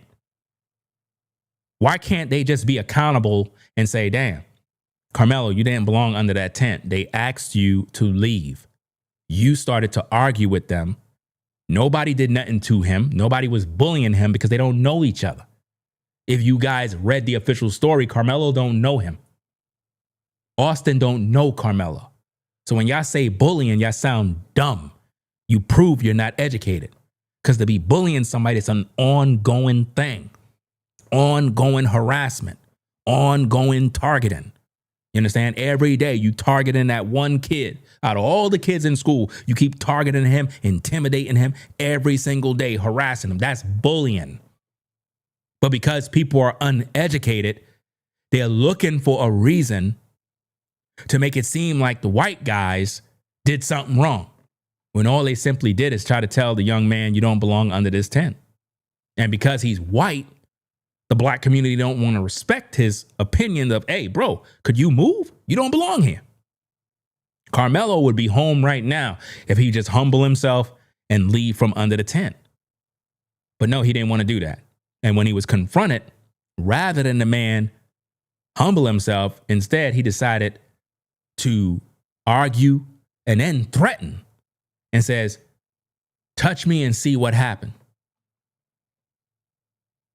Does that sound like a man that's fearing for his life? No, that's a man that intended to use a knife. That's a man that intended to stab somebody. Touch me and see what happens. He ain't say, see what happens with these. No, he already knew he had that weapon. That's the premeditated murder. Premeditated murder. He made a threat. Once he made the threat, self-defense went out the window. Self-defense was already out the window because in order for something to be self-defense, you have to be met with an equal force, which means Austin Metcalf would have had to have a knife in order to justify Karmelo using a knife. Or Austin could have had a gun. Or Austin could have had some item that could have caused bodily harm or death to the point where that justified Karmelo using deadly force. But because black folk are not educated on what self-defense mean, in their finite mind, they believe self-defense mean if I push you, then I have a right to kill you. That's what they believe. That don't make no sense, gang. And a lot of black folk are thinking that. And they're teaching their children that right now. Because what this Karmelo case is going to do is going to put a lot of black youth behind bars. Be prepared for that. A lot of black youth are learning from these YouTubers, and they're learning from their black mothers that if somebody push you, you have a right to stab them. That's what we're teaching our kids right now. And that's wrong. That's not self-defense, guys. Self-defense is I'm in my house right now. You kick in my door. You're not welcome in my house. What are you doing in my house? So if I put a bullet in your head, that's self-defense. You don't supposed to be in my house, fam. I'm going to use deadly force on you. You don't belong here. You came in my house with the intent to harm me and my family. So I'm taking you out. Just that simple. And I'm going to wait for the law to come. I'm not going to run. I'm going to stay right here. The castle doctrine, all of that stuff falls in line. And you'll be going off in a body bag. And I'll put something on the grill and have dinner. Do you understand me? The black community do not know what self-defense means. It's embarrassing, right? So now it says that what was reported is that Austin and his brother confronted Karmelo. Confronted is not bullying. Confronting does not mean bullying. Confronted mean if you don't belong in a place, I'm going to confront you and tell you you got to go. Meaning I'm going to approach you. Bro, you got to move from this spot. And they asked him, and every witness that was there agreed. Nobody didn't say that wasn't true. Even black witnesses said the same thing. You know? It says the defense argued Karmelo's act in self-defense after Austin touched, notice this, touched or pushed him. How could you act in self-defense by killing somebody because you were touched or pushed? But witnesses disputed that it justified deadly force, right? And it goes on and it says, and jury rejected the self-defense argument. Why? Because the jury looked at the facts. And it was a jury of his peers. But because black folk don't know what jury of his peers mean, they look at, oh, there were no black jurors, so it wasn't a jury of his peers. I'm telling you, man, folks got to really educate themselves because we looking dumb out here, fam. Anytime I see black folk talking about he didn't have no jury of his peers, and I'm like, bro, these people are not educated. And I got a couple of YouTubers that I got to expose who've been saying that stuff, like Willie D Live. He's not educated. There's this other guy, Dr. Rashad something. He's not educated either. I'm going to react to his video too. None of these folks know what jury of your peers mean. Do that. Boy, I mean, they are on code. They are hardwired to be the biggest they are. They cannot be helped. Those type cannot be helped. They have to come to their senses on their own. I wouldn't waste time trying to flip them. You have to let them do exactly what Danny did. Come to his senses on his own.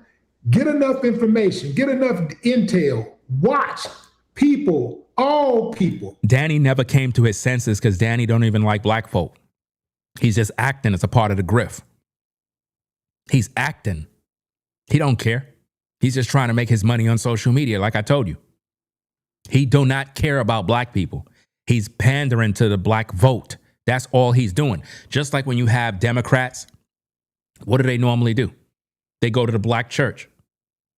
The black church invite the Democrats in. They start talking to their Christian congregation to get the vote.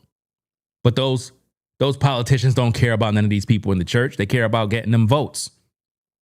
And that's what this guy is doing. He's using this white guy who was basically kicked out of the white community. He's using him for clicks and views to rage bait black people. But the white guy don't care about black people. He's just saying what black people want to hear. Watch crimes, how they're committed by all people. Watch who's committing crimes. Watch who's making the laws, who's breaking the laws. Watch the people in Congress. Watch the people in City Hall and every other municipality. Watch your teachers. Watch your principals and your doctors and law. Watch everybody. No, we need to watch you because you're rage baiting the people. You know, black folk don't make no laws. Ain't no black people are not making no laws. We're the ones that break them. That's why we always go into the penitentiary. Why is it that black men fill these prisons? Why black men fill the prisons? Because they're committing these crimes. So the solution would be to stop committing crimes, right? We busy blaming the white man for this and blaming the justice system. There's no justice for black folk. Okay, let's stop committing the crimes. Right? Let's stop committing crimes. Tell your kids be in the right place at the right time. You know? Stop doing goofy stuff. Stop putting yourself in environments where they're going to stereotype you and do what they did to Cyrus. We all know that Cyrus case was rigged. We know that child guy was supposed to fry, but that's the system for you. That's how it go. See, my mind is already made up that the system is rigged. But in the case with Karmelo, Karmelo's a murderer. That's not a rigged case. All these other cases, oh yeah, they're all messed up. And one thing I don't like is that anytime we have a case, black folk love to bring up other people's cases. They never bring up O.J. Simpson. They never bring up that. They accuse him of killing that white woman. But for some reason, nobody brings up that case in the Karmelo situation. He was acquitted. So if the system is really rigged, how he get off? And don't tell me because he had money. Because Diddy had money and he was thrown in prison. So it doesn't matter how much money you got. It's about your defense. So when you really think about it, he had Johnny Cochran and the other white guy and somebody else. When you look at Karmelo's family, they didn't hire a real attorney. They took that money for self. They sold out Karmelo. That's right. Karmelo's mom and dad sold him out. They knew he was going to prison.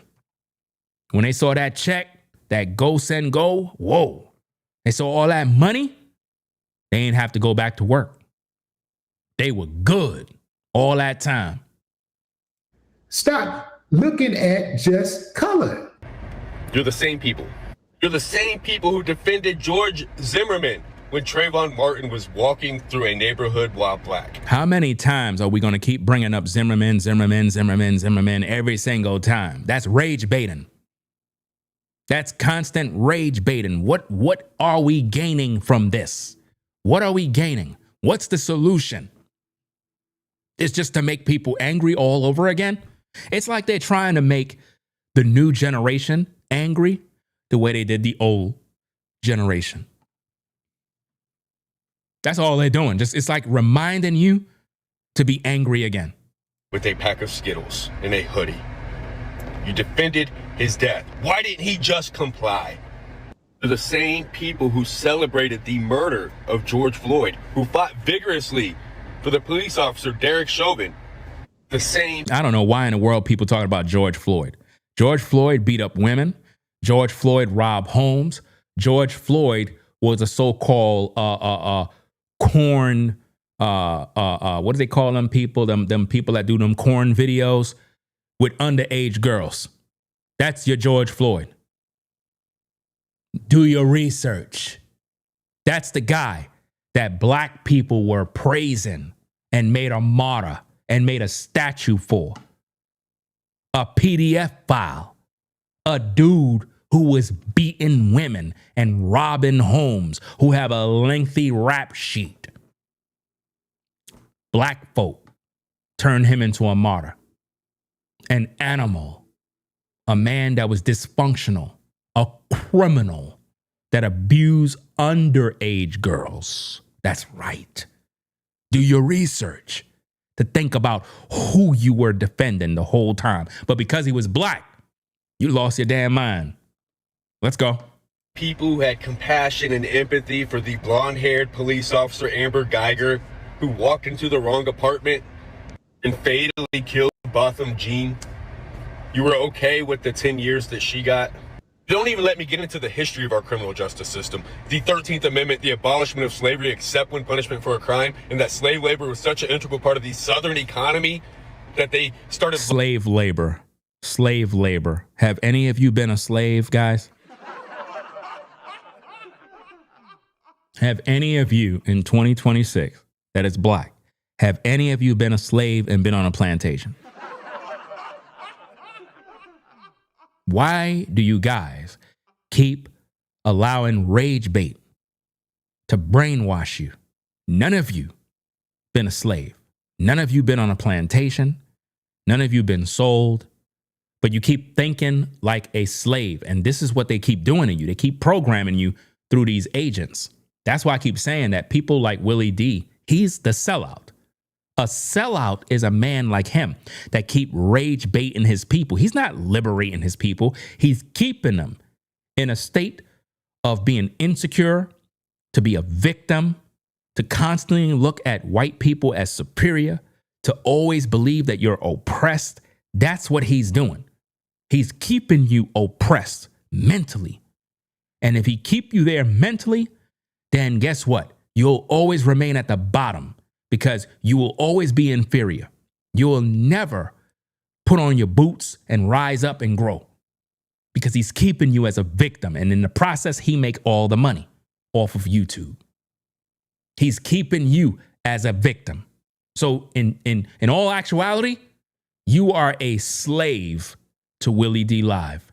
You are on his plantation. And he got your mind enslaved.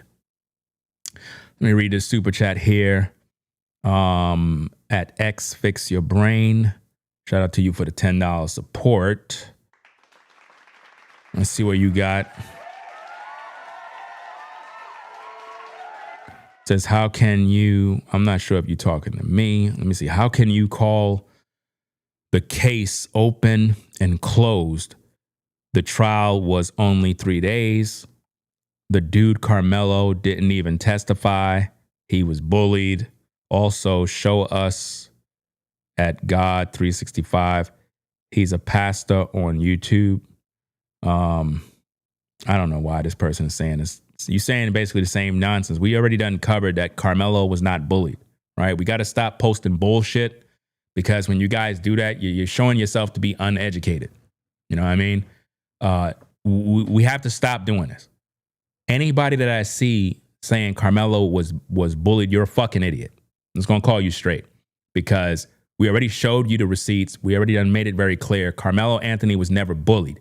To be bullied would mean you have to be consistently, there has to be a pattern of you being harassed, a pattern of you being intimidation, somebody using intimidation against you, harassment, you're targeted, and they're consistently doing this to you every single day, making your life miserable. You understand?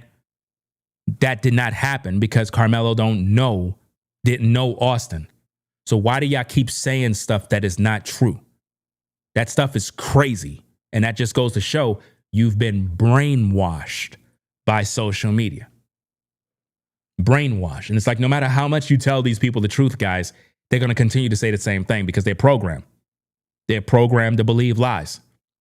You know? Let me see. You said, how can you call the case open and closed? The trial was only 3 days. The dude Karmelo didn't even testify. Well, that's his problem if he didn't testify. He's an idiot.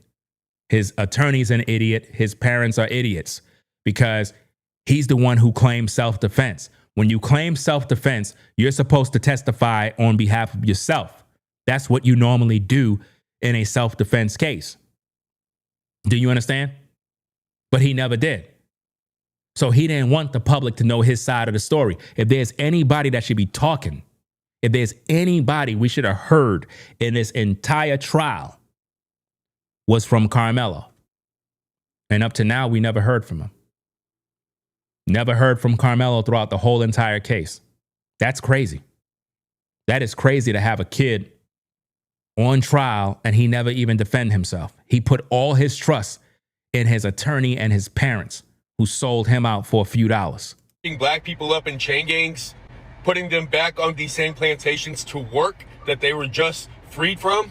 And white people in the South were so mad that they created laws, black codes, that literally targeted black people. They were enforced only on black people. Then you had the convict leasing. Think about all this shit he's saying, fam. Ain't none of this stuff affecting black folk today. I want you guys to open your brain, bro. This stuff is depressing. None of this stuff that he's talking about affects you today. None of it. Any black man or woman can accomplish and be whatever they want in today's day. Nothing could hold you back. Nothing can hold you back but you. But they keep rage baiting you as if though you're on a plantation, as if though we need to be freed, as if though I'm just oppressed. Even though you can go and drive your car, you can have a driver's license, you can shop, you can bank. They constantly make you feel like a slave. I don't know. Maybe that's what you love thinking about all day. Just being a slave. It don't make no sense.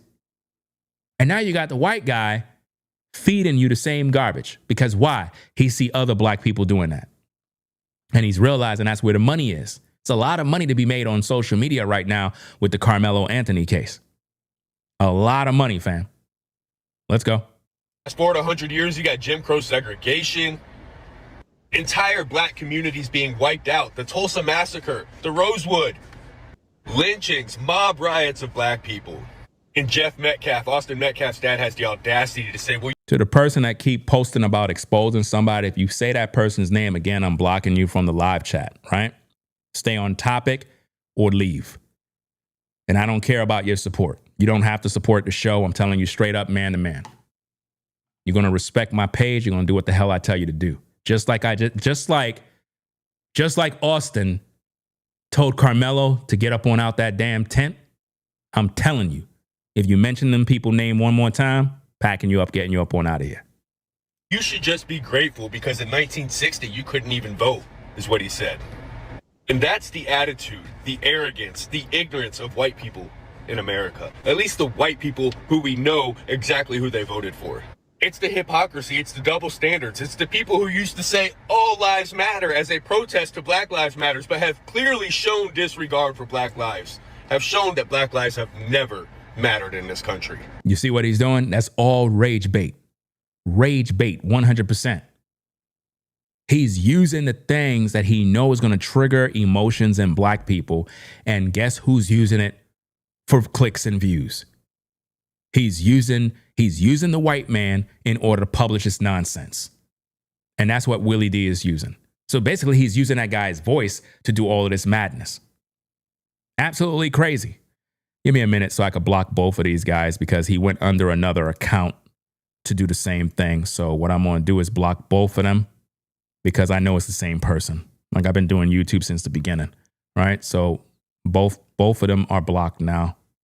I don't have time for none of this nonsense, right? Any other future accounts you open up, I'm blocking those too, right? Let's go. As we've witnessed with 14-year-old Cyrus. And guys, I want you to see something. I want you to understand something. You see how I just told the person, don't mention that person's name again, or I'm going to block you. I'm literally asking them to follow the rules. That's the same fucking thing that Austin and his brother asked Karmelo to do. Lead a 10. Stop making problems. But notice this, even though I asked so that the person can respect, they still came under another account to do the same thing. Do you see that? That's how people are. And that's what put Karmelo away for 35 years. How could a kid claim he stabbed another kid and killed him in self-defense? He thought he was going to get off. But now he got to be around grown men in the penitentiary for 35 years. 35 years he's going to be around nothing but men, predators, all sorts of creepy people. And right now, they might have him in a nice, quiet location because of all the press and all the stuff that's going on social media and stuff. So they're going to keep it quiet, probably for about a few months. But eventually, they got to put Karmelo with the big boys. And that's when he's going to have the worst time in history. You going to see. And 17-year-old Karmelo, 2 kids. And for the white people in my community who have messaged me, who have commented, who have gotten upset about my content, the things that I talk about, you can stay mad. Think about what he just said to the white community. He told the white community, y'all could stay mad. So what is he doing? He's making the white community angry, and the white community know that he's pandering towards black people. Look, guys, any white person that is viewing this live stream, they know that that white guy is pandering to black folk. They know that. They know that he's pandering to black folk to get clicks and views. They know that. And they don't accept this guy because he's trying to make all white people look bad. That's what he's trying to do. He don't care. He's after money. And he's willing to sell his soul for that money. And Willie D Live is using that white man to attack the white population. That's what Willie D Live is doing. He's rage baiting black people and attacking white people with one of their own. That's what he's doing. And it's wrong. You know, that's why you got to watch who you watch on social media. A lot of these influencers are demons. Because I'm going to keep speaking truth to power and love. I will continue to be the change I wish to see in this world. Notice he said he's going to continue to be the change that he wished to see in this world. So basically what he's saying is all white people got problems and he's going to be the change. So what that does for him, it gets the black community to be on his side. That helps him to make money. Because when they go to his TikTok, they're all clicking follow. He's able to make money through TikTok and he could just keep getting that money. All he got to do is keep making videos about Karmelo. And if you actually go to his TikTok, he's trying to keep the Karmelo thing going, but it's dying out. It's dying out. You know why? After a while, black folk will begin to realize that they're being hoodwinked. After a while, they're going to realize that the dude is a grifter. He's just playing himself. He's playing the game. Justice for Karmelo Anthony. I've upset white people. Come on, man. Hold on.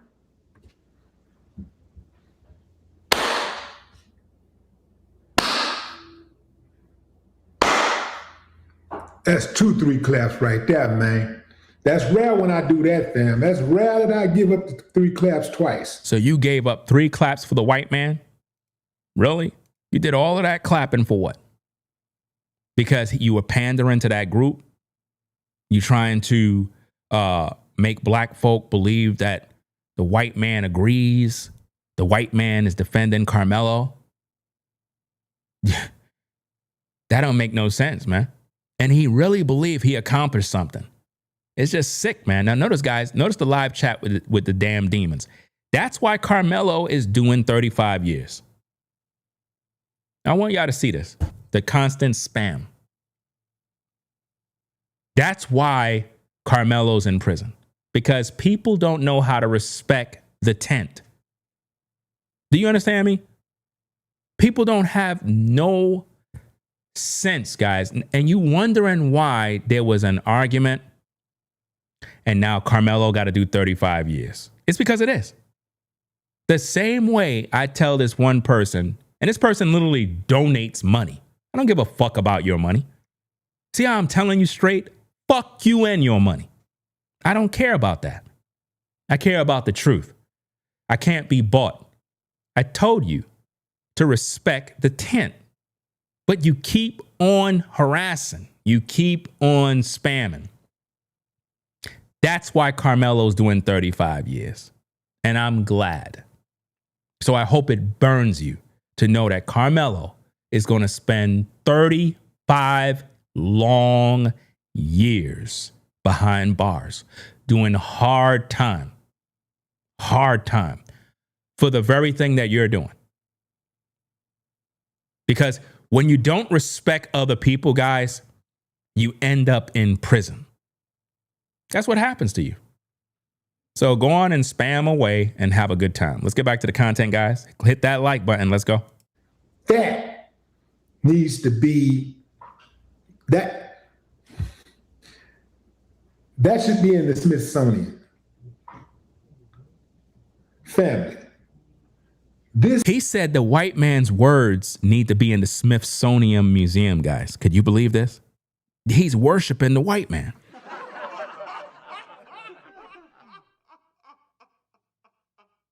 Now, this is making Karmelo's situation look bad because I literally gave you guys a perfect example of why Karmelo is in prison right now. It's because he didn't humble himself. He was asked to leave the tent. You guys saw me on the live. I asked that person, I said, stop promoting this person's name. Like, stop doing all of that stuff. Nobody gives a fuck about that person, right? And nobody from here is going to view that person, right? And rather than the person just humble themselves, they kept signing up under new accounts to spam the live chat with a bunch of comments, right? When you see stuff like that, that's exactly what happened in the Karmelo Anthony case. He was told to leave the tent. You don't belong here. In other words, respect our tent, follow the guidelines, and just go about your business. He didn't want to go. He wanted to stay and make a problem. And because of that, now he doing 35 years. Now he doing 35 years. Was it worth it? It's not worth it, man, to be a fool. And this is why I don't understand with the black community how they don't understand what it means to respect other people's spaces. We understand that in the hood, you're not supposed to go to certain projects or else you're going to get got. If you at this project and you know that project is beefing with that project, you ain't going to go to that other project. Yo, where you from, fam? Oh, I'm from such and such project. Get him. Why? Because you're a target now. You know not to go there. And if somebody know you're not from around here and they show mercy, they'll put you on game and be like, bro, you're not from this hood, fam. If they know that you from so-and-so project, they gonna get you, bro. So I suggest you just leave. All right, cool. Good looking out, bro. There be situations like that. A lot of guys been in situations where they went to certain hoods. They didn't belong there. The ops was there. And this is why a lot of times when you look at I guess, quote unquote, black culture in the hood, you hear them be like, where you from? Where you from? You ever heard people say that? Where you from?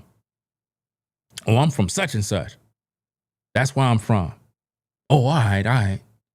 But if you say where you from and it's not on point, you're going to get got. Or you're going to get packed up. Something going to happen to you. Is who they are. Shoe fit wearing. Who is they? Anybody that's against us. Notice anybody that's against us. He's talking about white people 100%. This guy listen, Willie D do not like white folk. You understand? He is what you call, he's the real raccoon. He is what you call the sellout. He sold out his people a long time ago for dollars on social media by rage baiting them. This man offered no solutions to the community. None. What have Willie D Live taught black people that actually lift them up? That's actually helping them be more educated, helping young black men to make better decisions? Nothing. All he do is rage bait. That's all he's doing. Karmelo's doing 35 years. But Willie D keep making new videos talking a bunch of garbage to keep you raged, keep you enraged, keep you angry. Karmelo ain't coming out. And they talking about retrial and all this other stuff. That man, listen, if they try that stuff, he gonna be spending life in prison, fam. Trust and believe that. Anybody who's against us, anybody who Danny just described, that is they. That is who they are. Okay? Let's talk about Karmelo Anthony case. Let's talk about how they say, oh, you can't just stab somebody because of an argument. No. You can't just try to be so dismissive of the facts. You can't just try to be so flippant with your response. Family. They try to make it seem like, oh, the guy was just arguing, he pulled out a knife and started stabbing. Nah, man, no. You got to consider exactly what happened. Okay, what happened, Willie D? Since you're so educated, what happened? You got to consider, they try to skip over the fact that Austin was a bully. Notice he just said Austin was a bully. That's a lie. That's a lie. I mean, he just made that up, guys. He just made that up. There's no such thing as Austin was a bully, guys. That's a lie. They try to skip over the fact that Hunter threw the first punch. He said Hunter threw the first punch. Let me show you this, gang. Watch this. He said Hunter threw the first punch. Watch this. No, Hunter Metcalf did not throw a punch at Karmelo Anthony. The fatal confrontation occurred at a 2005 Frisco, Texas track meet involving a different student, Austin Metcalf. During the altercation, Austin Metcalf, who was Hunter's twin brother, shoved or confronted Karmelo Anthony over a seating dispute in a rival team's tent.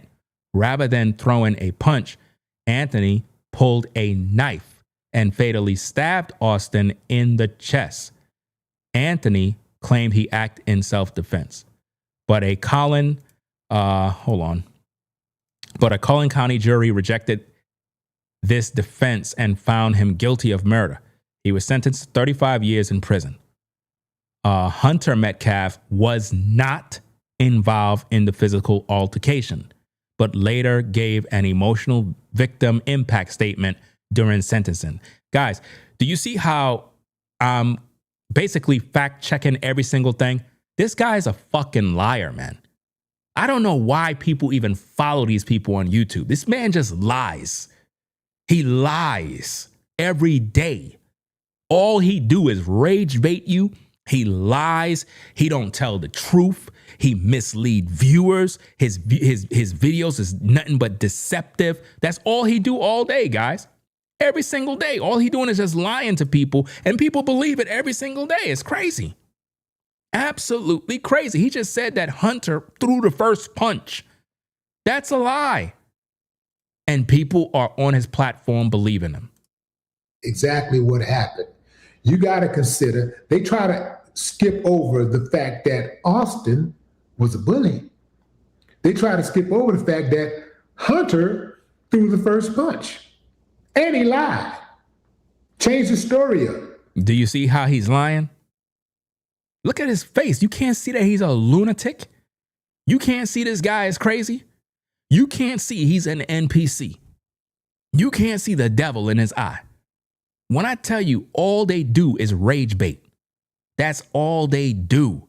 These guys are agents, man, from the devil. And their job is to sensationalize stories and just create hostility in the black community, causing us to just be anti-white, have us rage baiting, angry all damn day. That's what they do to us. And you got to be careful not to listen to that kind of poison all day because it's toxic. If Hunter holds the truth, if he's telling the truth, why does he have to tell a different version? The truth is the truth. It don't change. So why aren't you questioning that? Because you don't care. You really don't care about justice. No, you don't care about justice because you don't read. You didn't graduate high school. You know what I mean?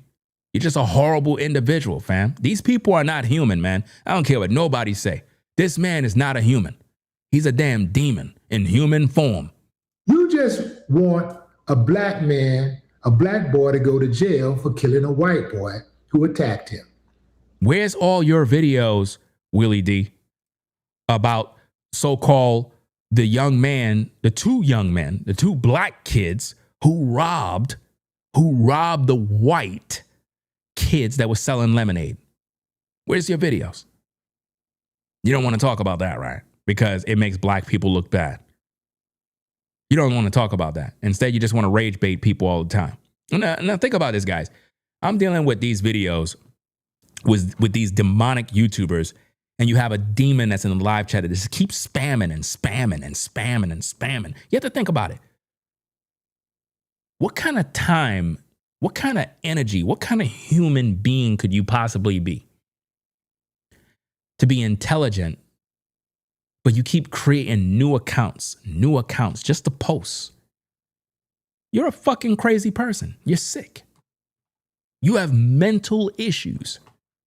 No life. You're insane. Do y'all see what I got to deal with, fam? And in their mind, they really think they're doing some sort of work, like they're doing something great. They're crazy. They're demonic. They got demons in you, fam. Demons, pure demons, a lot. They're all in their brain. And they keep doing the same thing over and over and over and over. All those comments, all that stuff is erased. When the video is back up, after the live stream is done, your name will be forgotten.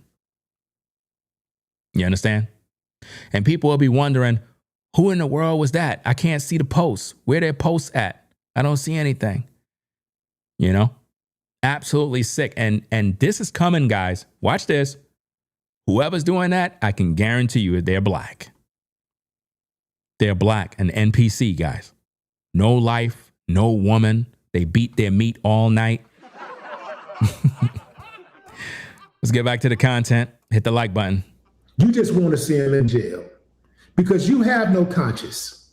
You have no heart. This is why I don't respect you.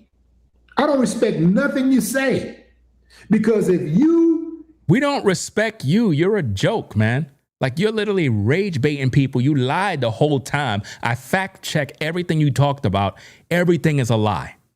Nothing this man said is truthful. Can't get to a certain age like Danny and realize what's going on in this world and realize that if you've been taught that you're superior simply because of your skin color, if you can't figure that out during the course of your life journey, then that's on you. It can start with your mammy and your pappy.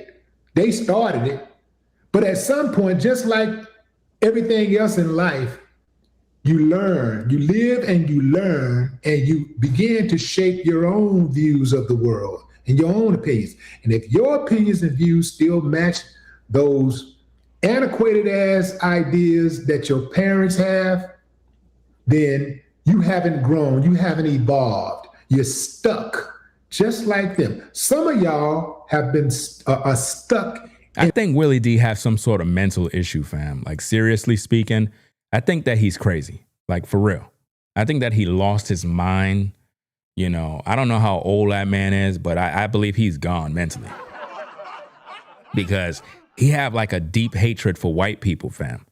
Like, something is wrong with him. Like, every video, it's always something with white people. It's like, do this man even have a wife?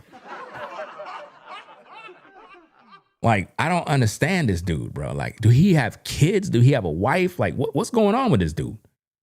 All he talk about is white people all day. Like, he hates white people. I don't know why people can't see that. And then blacks want to say, oh, black people can't be racist. Yes, they can be racist. I don't know what y'all talking about. Black folk could be racist too, fam. Let's go. The 16th, 17th century. That's how stuck you are. You think because you drive a nice car, got a good house or whatever, went to this school or that school, you think you've evolved because you got a lot more money than your parents. You haven't evolved. Money is not a barometer for progression. Understand that. Yeah. The jury did not hear a persuasive argument that made them decide to convict Karmelo Anthony.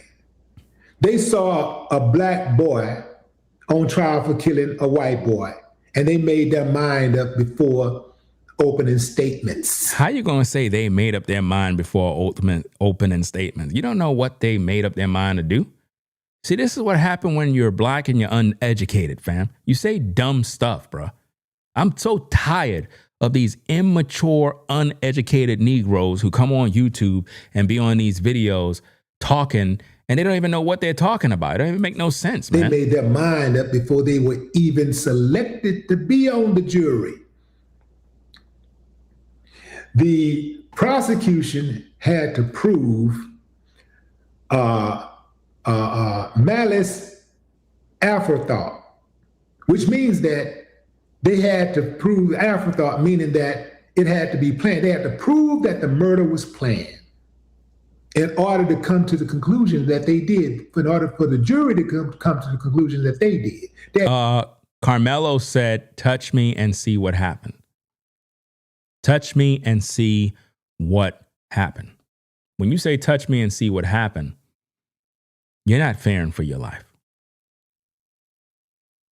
You're basically saying that the other person is going to fear for their life. Telling somebody, touch me and see what happened, that's a major threat. And that's what put Karmelo under the bus. And witnesses all confirmed it. He hung himself. Because you got a lot of YouTubers that saying, oh, the Karmelo case was a public lynching. Why do black folk keep doing stuff like that? When I tell you, man, I am so tired of black folk playing the victim, bro. And I know white people tired of this shit, bro. Like every damn day they come on social media, you have black folk crying about, oh yeah, it's a public lynching. Nobody's lynching nobody, fam. You're out here committing crimes. Nobody ain't tell you to stab nobody in the heart. Karmelo could have used his hands. He could have punched the other dude if he felt one way, but he decided to pull out that knife from that bag. So he already knew he had the knife. He already knew he had the knife in the bag. Now they trying to spin it. Oh, it wasn't a knife. It was just some pocket tool. Well, then how did it get in his heart?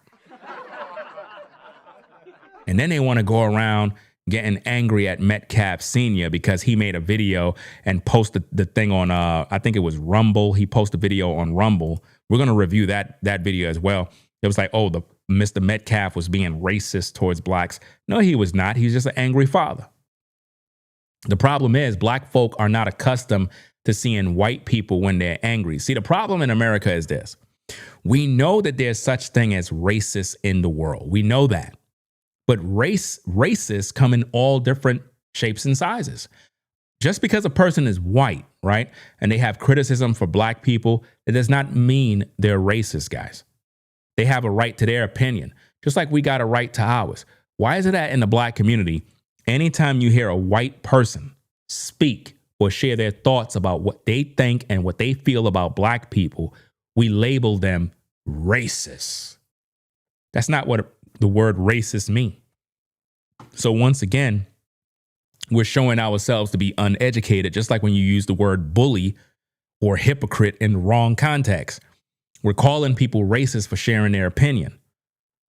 Mr. Metcalf Sr., the video that he made, a lot of people took everything out of context because they posted little clips of his video. First of all, we have a father who lost a son. He have every right to be as pissed off, as angry as he wants. I don't got a problem with that man being angry. He lost a son. If I lost one of my children and I know that you killed them, I'm going to be angry. I don't care about nothing. I'm going to be angry. And I'm going to say all manner of things. I don't care who upset because I lost a child. For some reason in the black community, nobody gives a F about the fact that that man lost a son.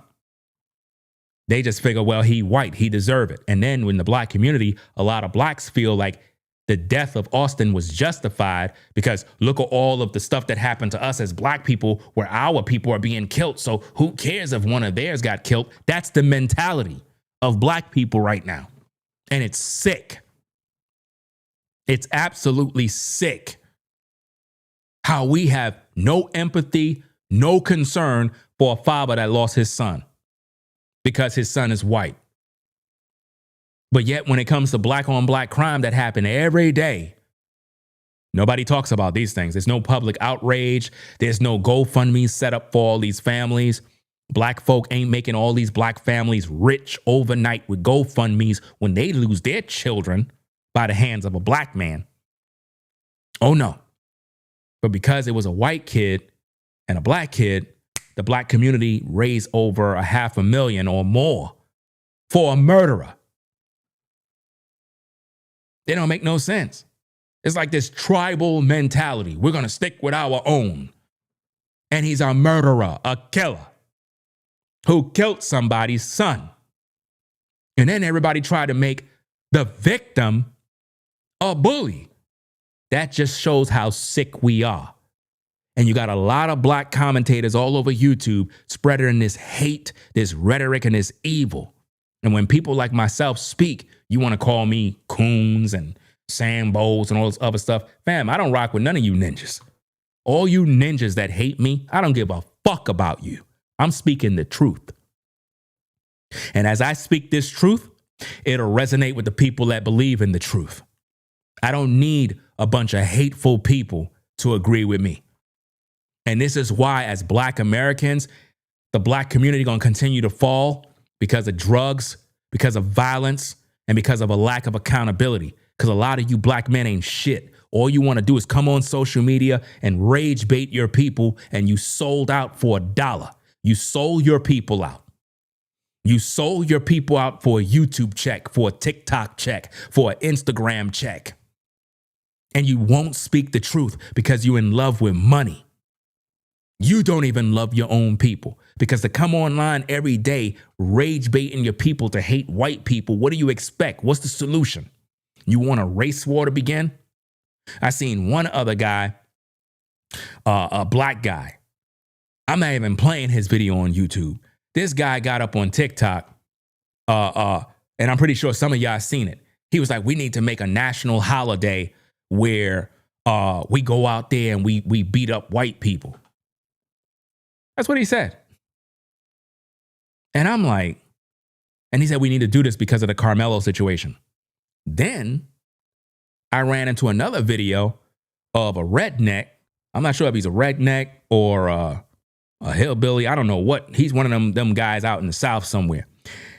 And he pretty much was on TikTok. He said, oh, so you want to make a national holiday to beat up white people? He said, oh, I got something for you. See, y'all don't really know what y'all trying to start.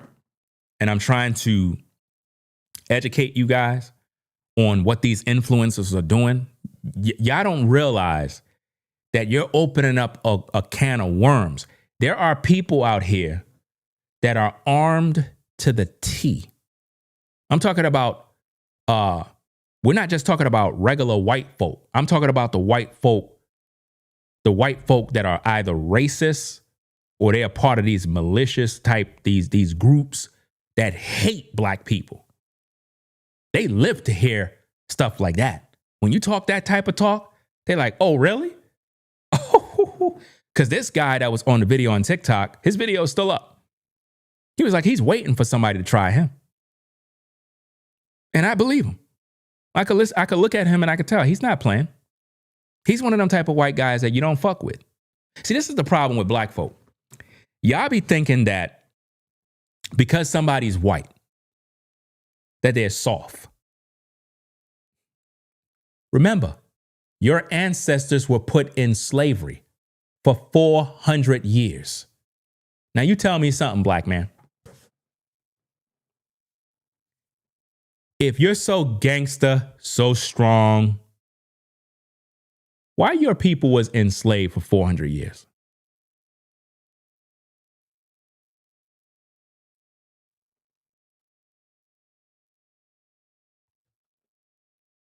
No answer?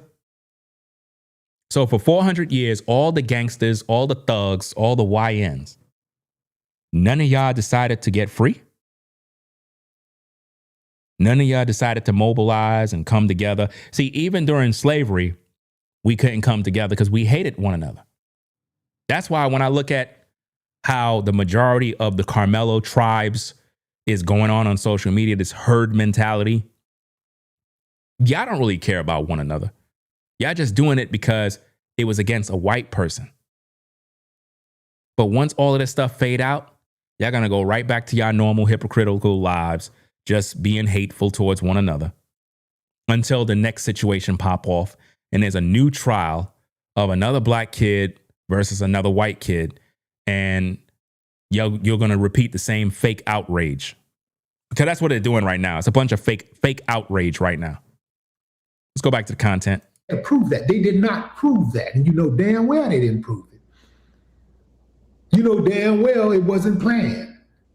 If I plan to take somebody down, I'm not taking it. I would play the video with the white guy, but I think that video goes against YouTube's terms of service because the white guy was not playing.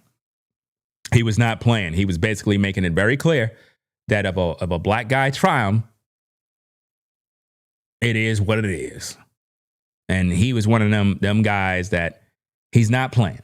He's not playing. You know, I could read the room and I could tell that what pissed him off, because he was basically saying, he was like, look, I don't bother nobody. I stay to myself. I do my own thing. But if you think that you're going to come around and just kind of beat me up, my family and X, Y, and Z, you got another thing coming. And he was not playing. And I think he had his comments on disabled, which means he's not even looking for no clout or none of that stuff. But the dude that made that declaration, I think his account got terminated. His account got terminated on TikTok because that was pure hate. He literally got on a public platform. Matter of fact, it's a crime. He can actually go to prison for that. And if TikTok really do their thing, and I'm talking about the people, y'all can find out and locate where that guy is from. He could possibly get fired from his job. You guys really should do your homework on locating who that guy is, what state he's from, find out where his employer is, show the employer that videotape so he could get fired. Guys like that shouldn't be employed. They should be homeless because they're spreading hate and they're trying to make what's that word? They're trying to recruit and influence young and impressionable black men to commit these kind of crimes. And it kind of goes back to that other video of that white guy that I reacted to his video. It's on the platform. There's another white guy. He made a video basically trying to warn white people about what black folk are doing on social media. And in his video, he talked about how there is a pocket of black folk that are going around and they're targeting white people, slapping them, accusing them of being on the jury, all sorts of crazy stuff. And I'm telling you, man, any of you that get involved in any of this criminal activity, I hope that you spend life in prison. I really hope that each and every one of you that participate in this unethical situations, I hope that you get arrested and charged. And I hope that the law sends you away for a long time. Because we could do without people like you. We could do without you. You shouldn't even be on the earth no more. I cannot stand ninjas. I'm just being honest. I cannot stand it because it's just horrible. I'm a father. I'm 49 years of age, and I'm tired of the BS. And I cannot stand people like this guy on the screen because at his age, he should have wisdom. He should have, integrity, but he lacks all of it.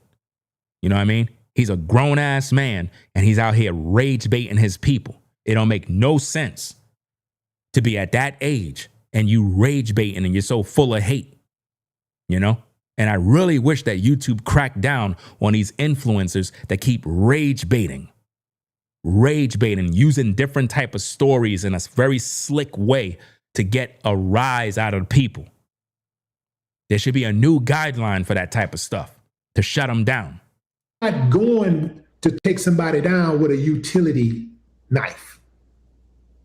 That's what they don't tell you. They had me thinking that he took a damn butcher knife to school or something. The whole time, it's a damn utility knife. Do you see how he's minimizing the knife? What's the difference if it was a utility knife or a kitchen knife or whatever? What's the point? What's the point? A kid is dead. He's minimizing the weapon as if though it is insignificant, guys. Then he tried to put up a little picture with Karmelo with a suit like he's this good kid. Put up the picture where he was holding a gun. Oh, y'all didn't know about that, right? Y'all didn't know about the pictures of Karmelo holding guns? I don't even know if I can still find it, fam. I know I have it on my platform because I did videos of that. Let me see if I can find, let me see, images. Let me see. I don't know if it'll be able to come up. They probably took all of them down by now because if I can recall, they deleted the Instagram. But I have a video up with all the photos of Karmelo Anthony Thug Life Exposed, where you see him holding guns. Yep. me see. Cause they put those photos. Oh, here we go. Yeah. Here we go. I got the photo here. Give me a minute.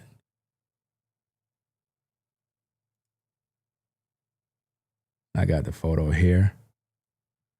And for a more clear picture, it's in one of my videos. You would have to go on the platform and look through the videos. But let me see. Let me look through these. Because they tried to hide this stuff. Nah, you ain't hiding this. Because they try to make Karmelo out to be this clean-cut kid. Nah, bro.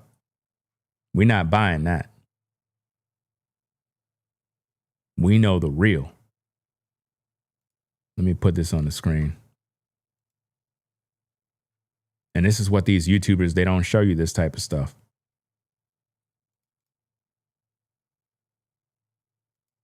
Let me get this on the screen for you guys.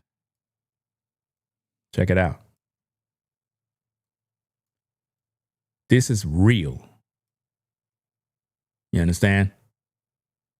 This is real. They deleted the Instagram page. I have it on my video because I did all of this stuff like last year or something like that. And that's Karmelo.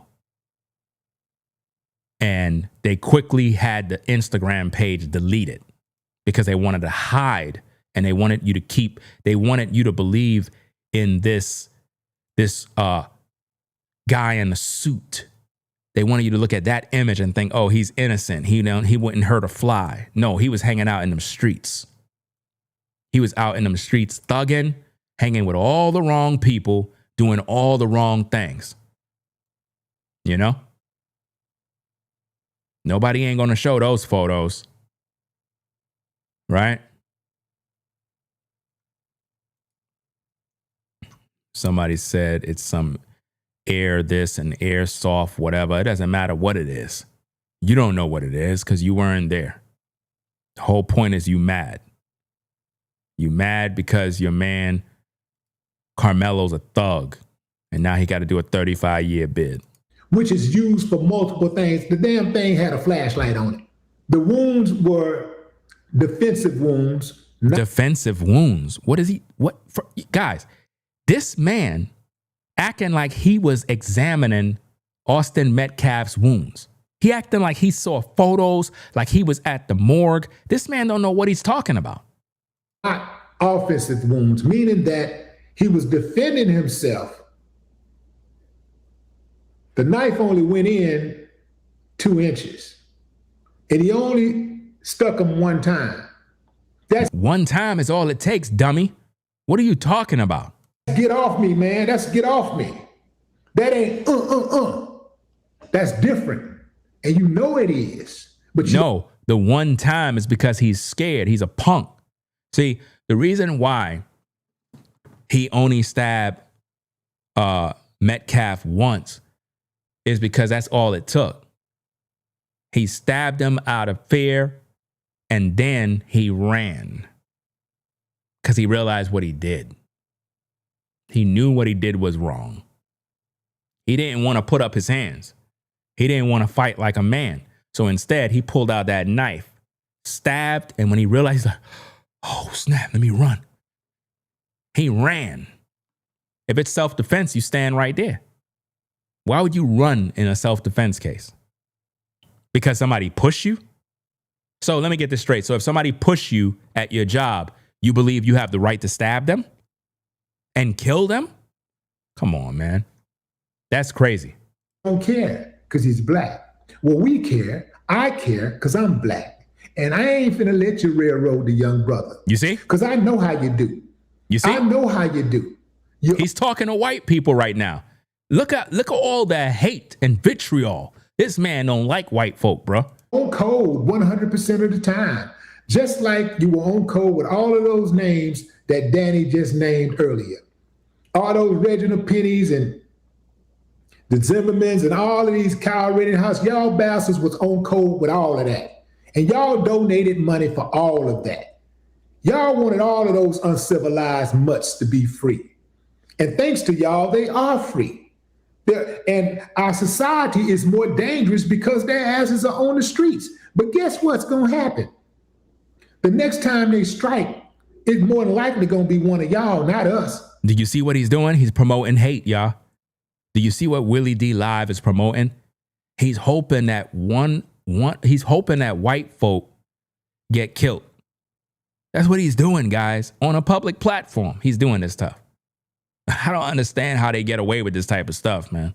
Because crime is about proximity. It ain't about color. It's about proximity. More black people commit crimes against black people. More white people commit crimes against white people. More Asians commit crimes against Asians. More Latinos commit crimes against Latinos. And on and on and on. So if you're running around here afraid that the black man gonna get you, the boogeyman, the black man is the boogeyman, your ass gonna get your head knocked off.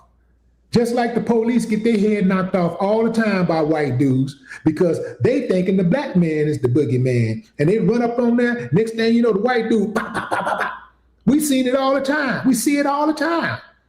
Most of these police shootings, when the police get hit, when the police get killed, it's white dudes killing them. You know why?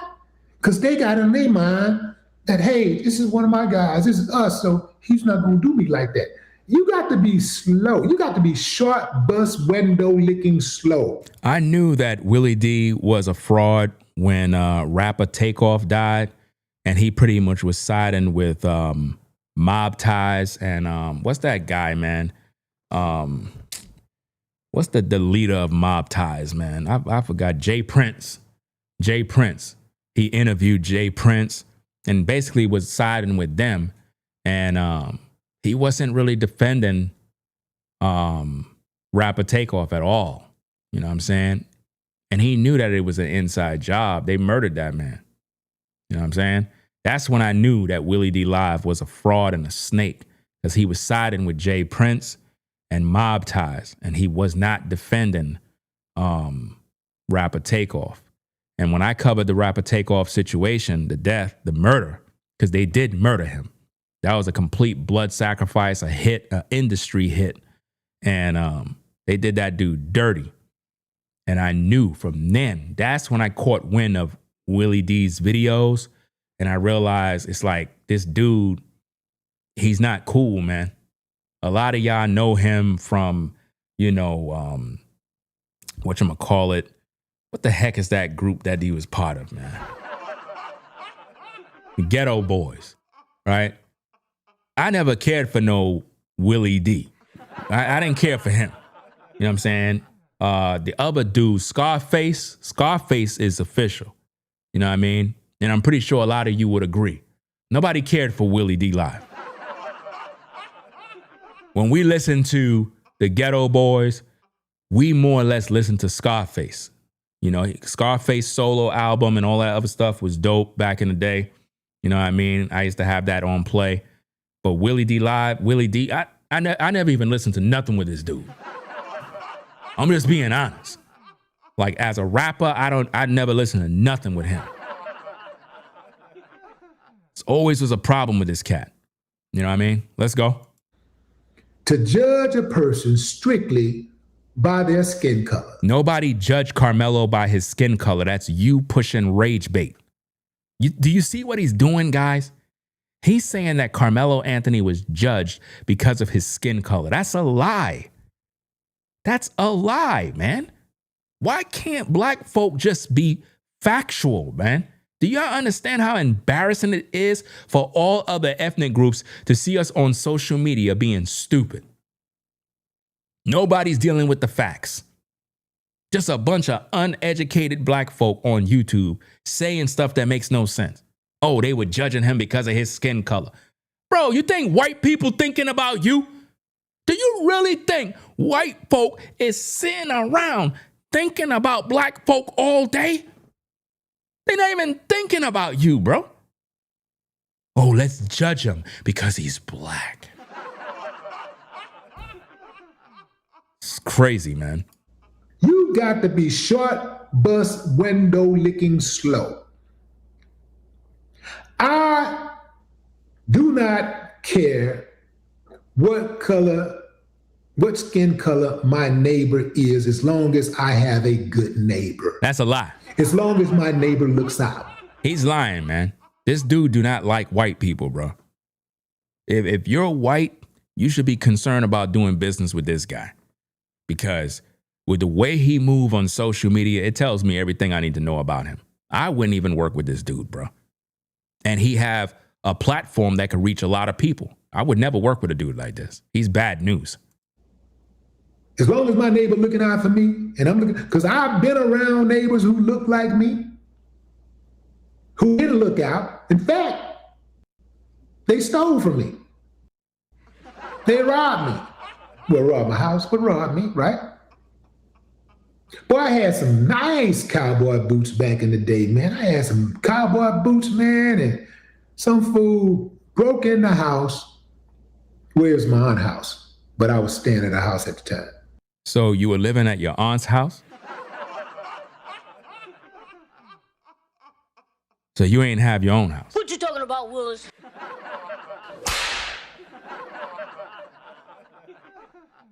So you was homeless? What age was this at? You were living at your aunt's house? Girl, you heard that? What? Willie D. He said he was at his aunt's house. What? His aunt's house? Yeah. He said he got robbed. I can't believe that.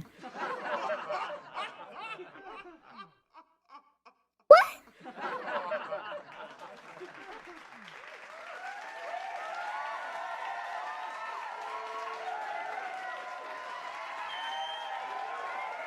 He talking about he got robbed, bro. That didn't make no sense. So you was in the ghetto. That's how you got robbed. Let's go. Broke in the house and stole my damn boots, man. Boy, I was hot. I was hot. They ain't robbed no boots. Them boots was dirty.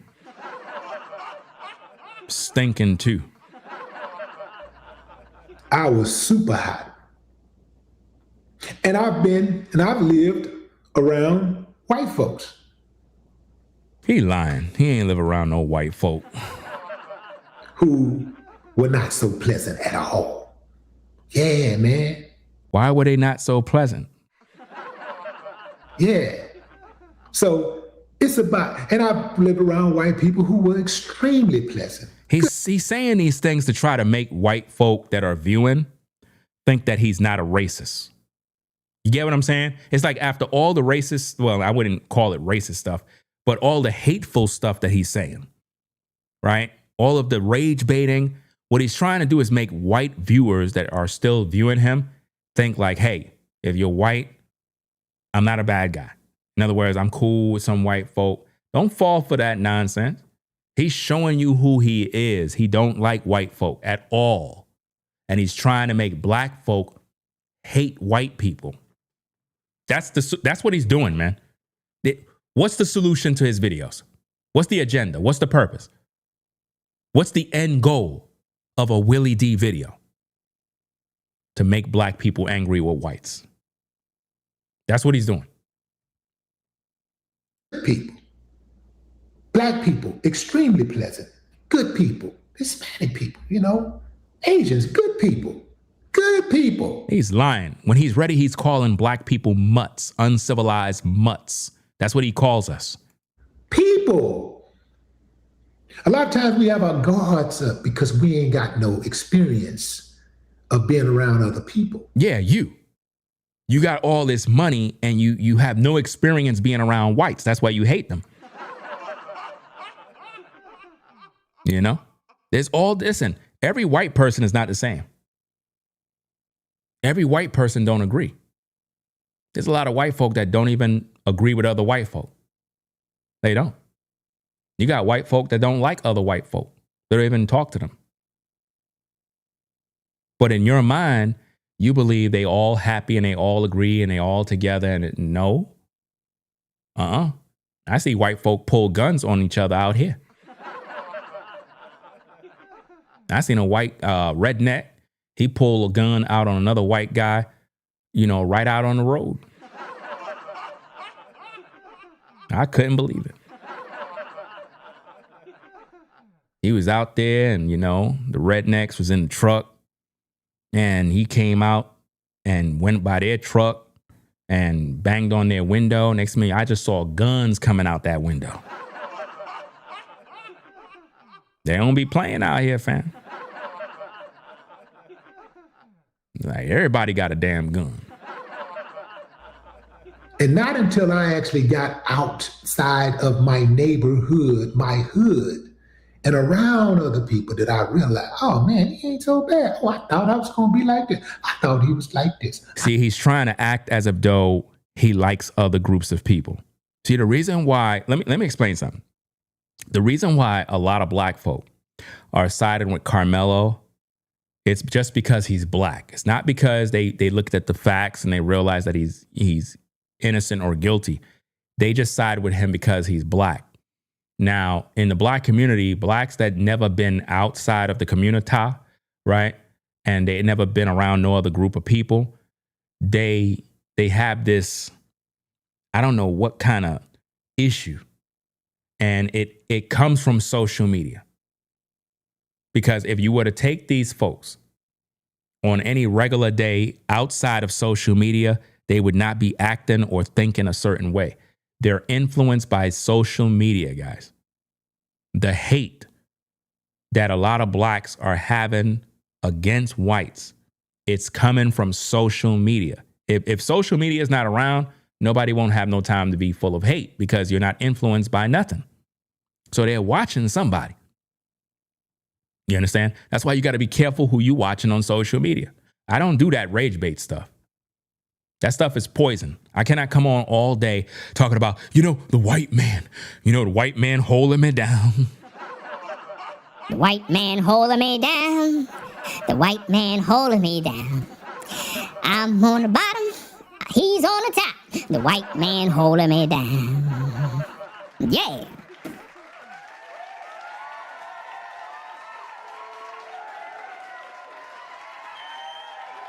I mean, if I did that mess every day, bro, I'd be depressed. Talking about the white man holding me down. How the white man holding you down and, you're able to bank, you're able to drive your car, you work around white people, you're able to shop. Like, we got to stop this nonsense about they're holding me. Nobody holding you down. You're holding yourself down. Have you ever thought about that? You're holding yourself down. Nobody's holding you down. I don't like channels that promote that kind of hate. We know that there's such thing as hate in the world, racist in the world, but being a racist is not a white thing. It's a human thing. And any human is capable of being a racist. And in the black community, we have black racists. But for some reason on social media, and I'm sure you heard this lie, black people, we can't be racist. Who? Me? Racist? I'm black. You're right. We're black. We can't be racist. You're right. We can't because we're black. But wait a minute. Don't we be expressing a lot of hate against white people? We do. But that doesn't make us racist. But I don't like white people. I don't. I can't stand them. They put our people in slavery. We were enslaved. We were? Yes, dummy. Our people. But we were never enslaved. Who cares? I'm trying to get this YouTube check. Now you just follow me along because I got a lot of money to make. I'm gonna make black people upset. But why would you do that? Because there's money to be made. Money. Money. Money to be made. That's right. There's so much money to be made on YouTube. That's right. I'm gonna make that money by any means necessary. Why would you do that? That's not right. I'm not a racist. Stop crying. Now we're gonna get this money one way or another. Are you down with me or what? This is what we're gonna do. We're gonna talk about Zimmerman, Trayvon. We're gonna talk about Daniel Penny. And we're gonna rage bait these black folk and get a YouTube check. Yeah! That's right.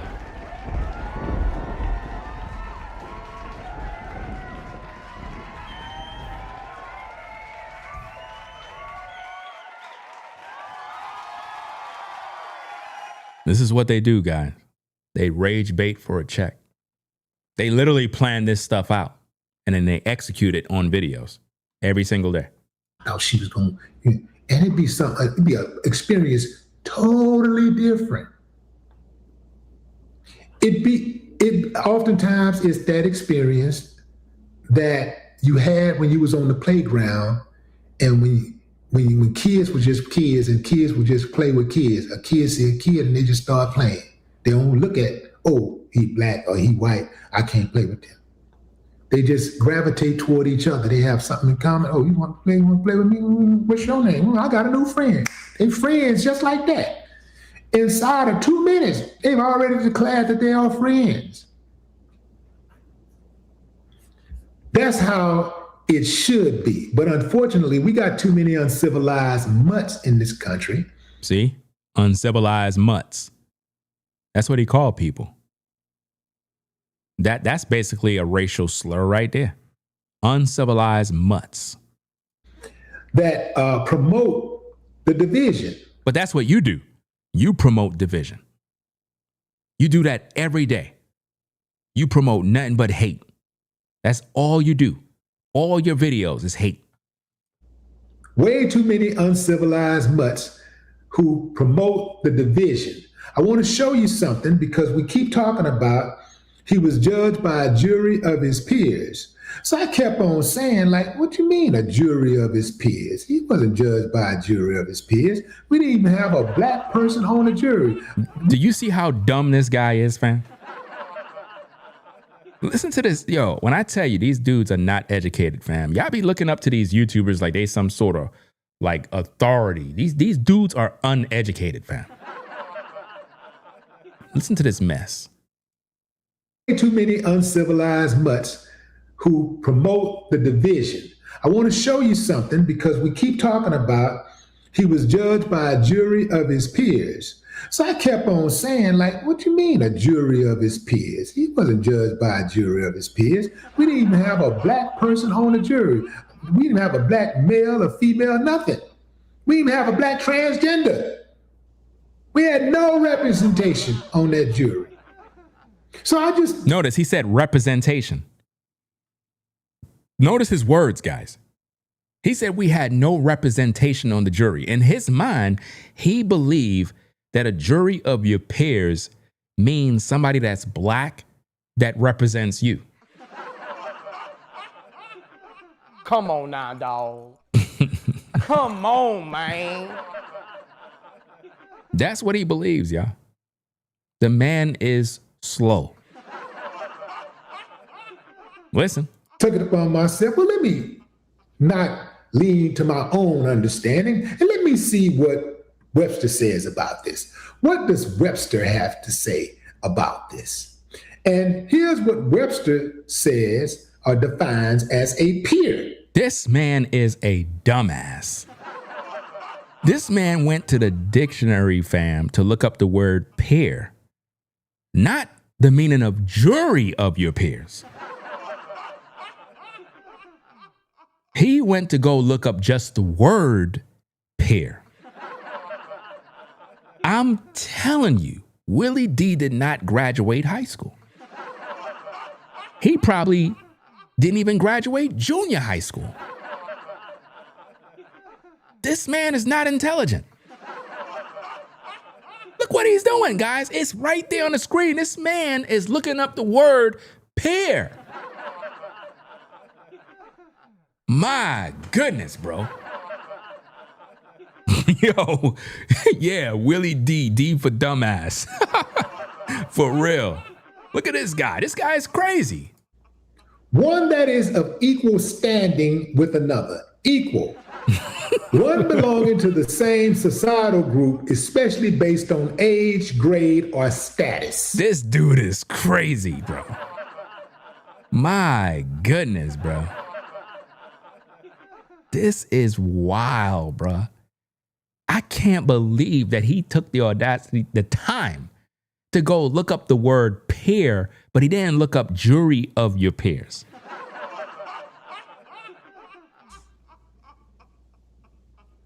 Y'all got that?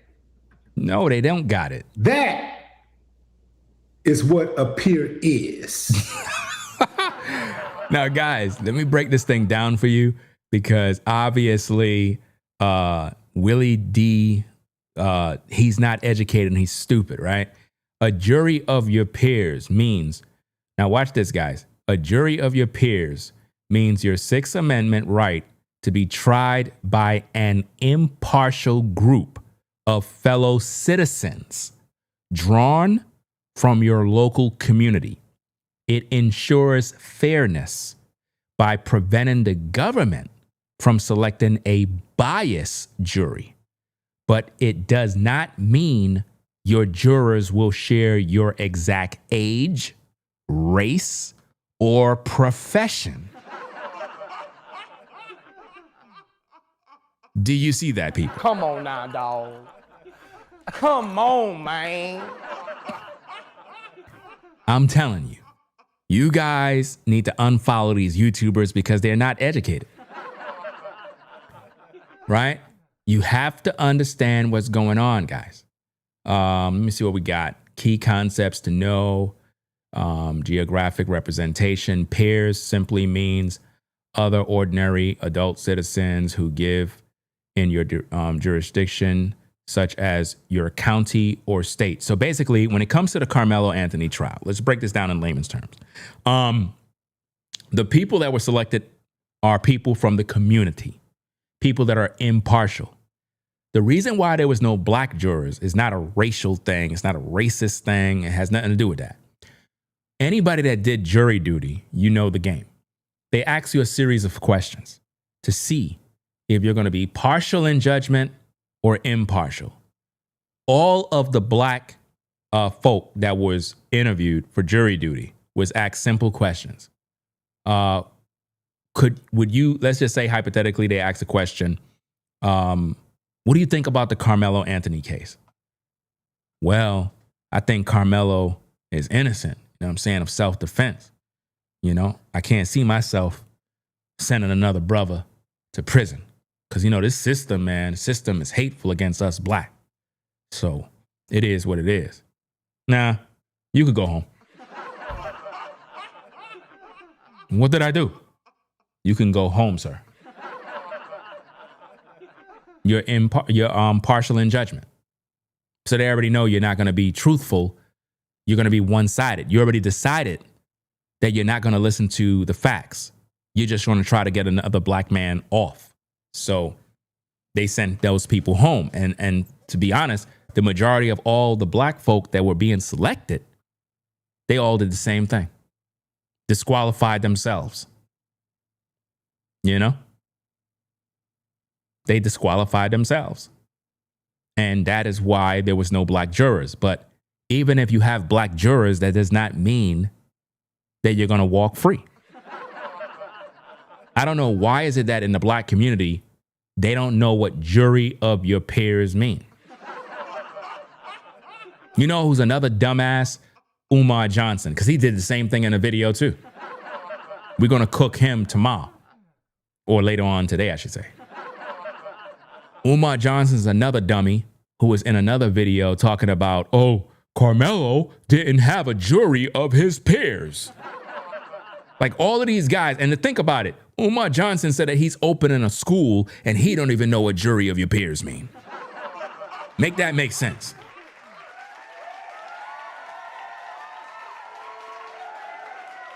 Make that make sense.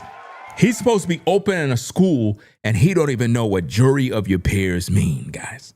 Absolutely sick, right?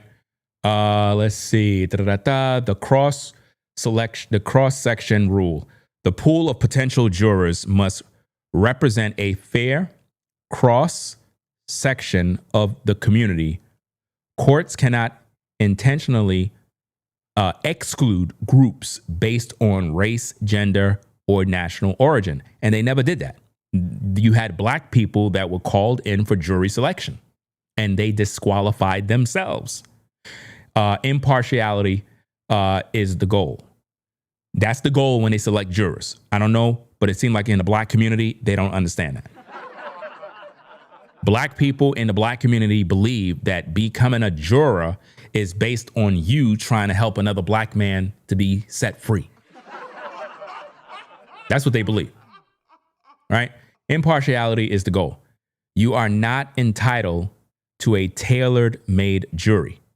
The goal is to provide a jury capable of viewing the evidence objectively and deciding the case fairly. That's all. Do you see that? How the process works. During jury selection, right? It says both the defense and prosecution can question potential jurors to determine if they hold any prejudice that might prevent them from being objective. If a potential juror has a conflict of interest, the judge can remove them for cause. Lawyers are also allowed a certain number of peremptory challenges to strike potential jurors without needing a specific reason, provided it is not based on race or gender. And that happens sometimes even during a case. Like you can have a situation where, hold on, let me get this off the, oh, that's a part of the thing. You can have a situation where a case is ongoing and a juror is showing signs of being partial in judgment. It's like there's something going on with them, or they have word that they're sharing information with social media when they not supposed to be talking, and they can remove that person. You know, you have some people that don't want to do jury duty and they know how to get off. You understand? It could be a situation where there's a gay guy that's on trial for murder. He murdered his coworker.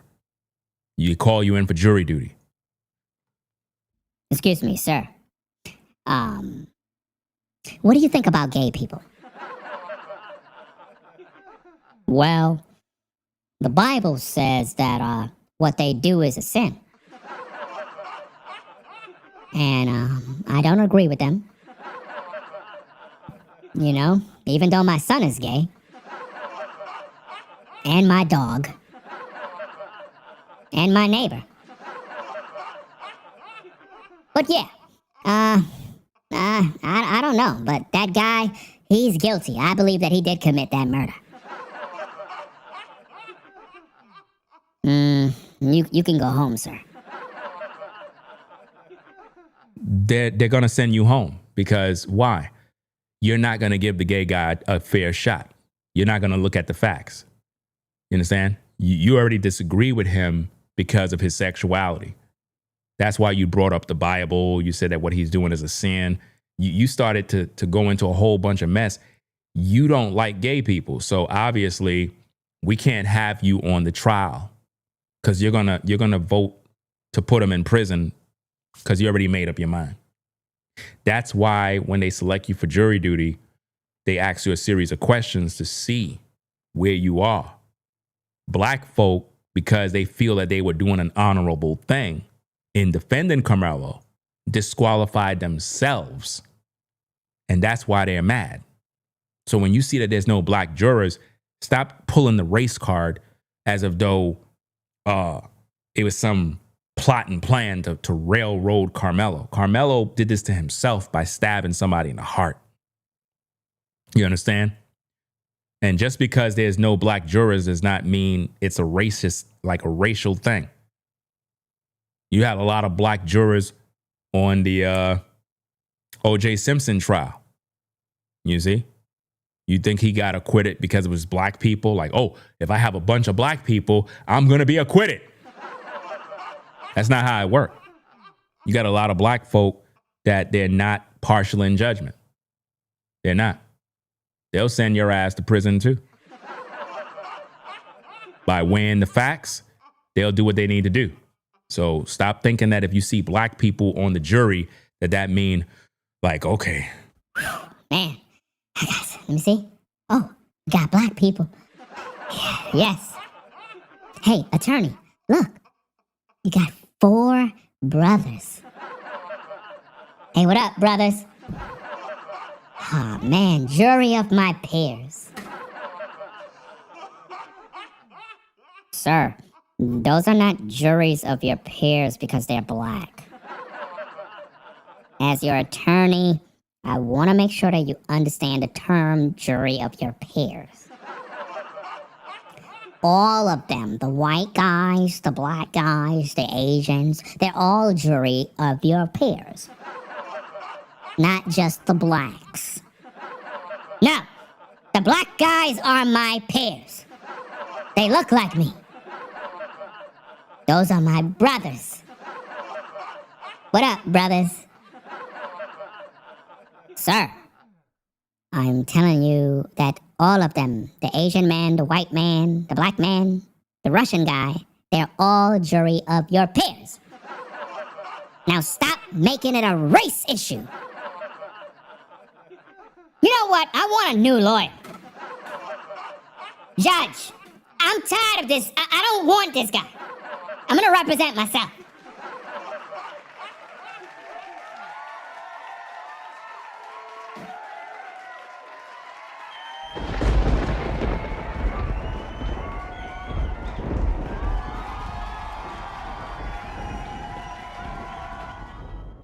This is sad, man. A lot of black folk don't know what jury of their peers mean, man. That's crazy. But you can clearly see what it says, guys, that, you know, I basically laid out everything there. Let me see what else we got. I know I put something else on the screen for you. Okay. Jury of one's peers, guaranteed right of criminal defendants, in which pair means an equal. This has been interpreted by courts to mean that the available jurors include a broad spectrum of the population, particularly of race, national origin, and gender. Jury selection may include no process which excludes those of a particular race or intentionally narrows the spectrum of possible jurors. It does not mean that women are to be tried by women, Asians by Asians, or African Americans by African Americans. Do you see that?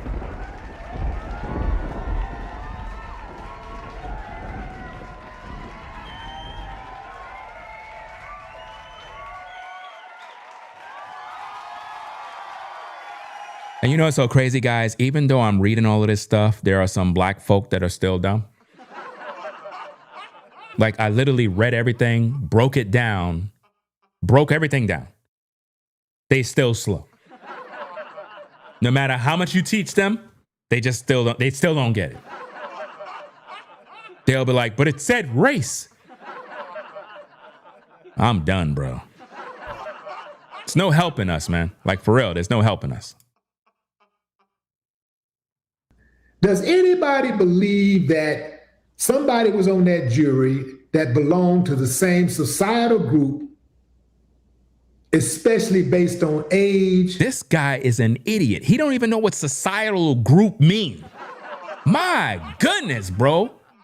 Yo, when I tell you, man, the lack of education, the lack of knowledge, bro, this stuff is sick, bro. And I'm not even trying to be funny, man. I can't believe a grown man like this is this dumbed down, bro. And got a platform with 1 million+ subscribers and this foolish. Sick, man.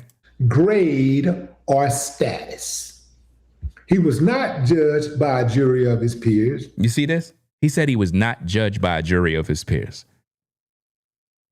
He said he was not judged by a jury of his peers. I'm telling you, these YouTubers are not smart, fam.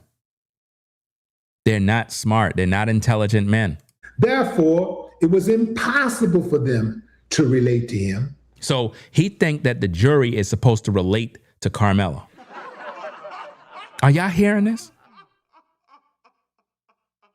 So in his mind, he think black people need to be on the jury in order for the jury to relate to Karmelo.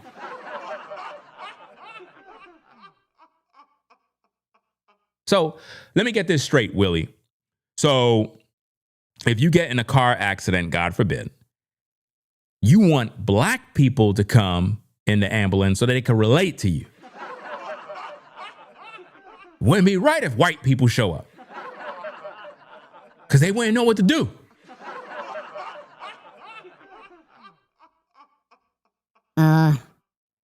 Who are you? I'm John.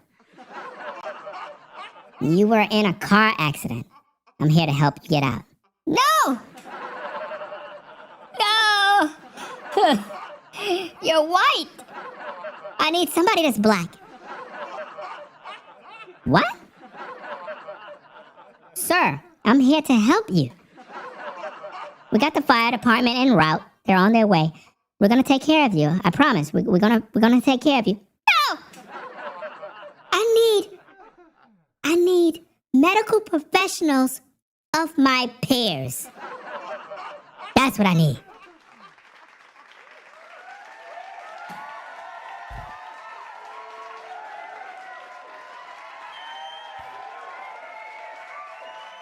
So basically, if he get in a problem or go to the hospital and whatever, he's only looking for black medical professionals to service him. You know, you go to the dealer to get an oil change and you walk in there. Hey! I need help. Need an oil change. Hey, how you doing, buddy? My name is Robert. I'm a technician and mechanic here. I'll service your vehicle. You could pull it all up right here. No! I need a black man, a mechanic of my peers.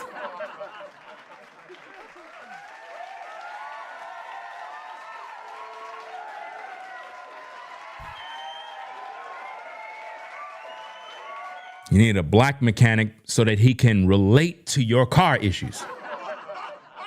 As if though skin color determines the service of a mechanic. This is crazy, guys. But this is how he thinks. Especially since in this society, oftentimes, white people are given the benefit of doubt, and black people are inherently viewed as criminals. What do you mean black people are inherently viewed as criminals? No, you commit crimes. A lot of black folk commit crimes. It's true. You just don't like it. You just don't like that a lot of black folk get arrested for crimes. Just look at the penitentiary. That tells you everything. I know there's racism in the world. I know that there's a lot of issues. I get it. There's a lot of issues in the world. There's a lot of crime and whatnot. But at the end of the day, guys, we got to take accountability for what we see in the black community. And I think that we're making a lot of excuses. And we've been dragging this Karmelo case thing for a long time. And even after the verdict, black people still defending him. Like the man is already behind bars serving his sentence and black folks still crying. He got jumped.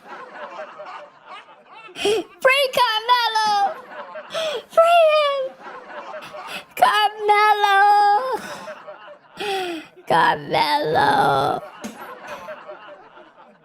I cannot stand this sister. How they gonna put a brother away? He's so young. And his future ahead of him. We need to band together, brothers. Sisters. Free Karmelo! Free him!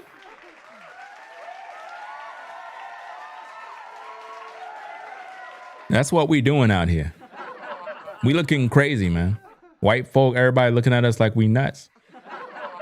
We saying free a killer, a man that killed another kid. And we have no concern about a father who don't have his son no more. You know how effed up that look, fam? You know how effed up that look around the world that the black community don't even care that Austin Metcalf is dead. They don't even care. And it's because he's white. And the sad reality is we say that black folk can't be racist, but that's some racist-ish, fam. And why I say that? Because what I'm hearing from the black community is that the reason why they don't care is because in their mind, a lot of injustices was done to black people, so they don't care if something happened to a white person. That's their reasoning behind this situation. And I think that's sick. That's why when it comes to Metcalf Sr., I don't have time to judge that man by saying he's a racist. I don't care what that man says. That man could be angry. He could say whatever he wants. He could say what he wanted about black people. I do not care. I don't have no judgment for that man because he's been through enough already. He already lost his son and he had to deal with a lot of BS on social media from black people that was calling his son a bully. Imagine you lose your son and you look on social media and everybody's calling your son a bully, the aggressor. And you're like, damn, man, I'm here grieving. Y'all over here destroying my son's name and basically saying he deserved to die. Like, come on, man. That man have a right to say whatever he want. What if he said the N-word, Ringo? I don't care. Because it would be justified.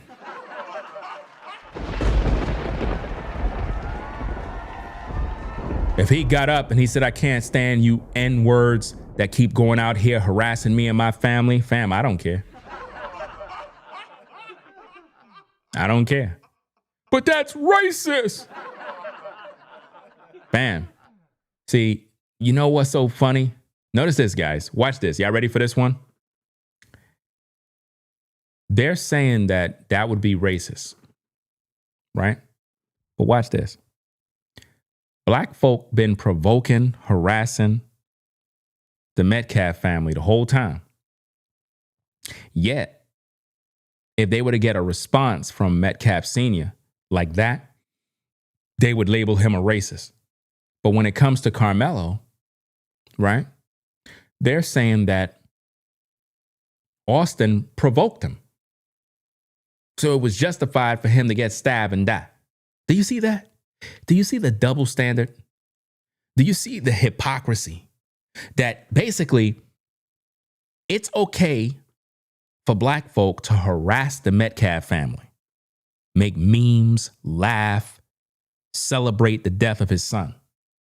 And he's not allowed to say nothing. In his defense, he's not allowed to get angry, nothing. But when it comes to Karmelo, if he's asked to remove himself from a tent, right? He's supposed to be defiant and stay there. And then when approached by Austin and pushed, the black community says it's okay. It's justified for Karmelo to stab him in the heart and kill him and claim self-defense. Do you see the madness? And you wondering why they have black fatigue. You're wondering why. Because a lot of white folk is frustrated because they want to say something. And when I tell you, white folk really want to say something. They want to flat out come out and let you have it. Trust me. They want to flat out come out and just tell you straight. But they don't. Because they know you're going to label them a racist. Or they might lose their job. Because, you know, that's another thing. On social media, if you come out, let's say you're a professional, you're a white man, white woman, and you're in a company, a very distinguished company, and you have a good paying salary and all that other stuff, you know you got to be careful on social media.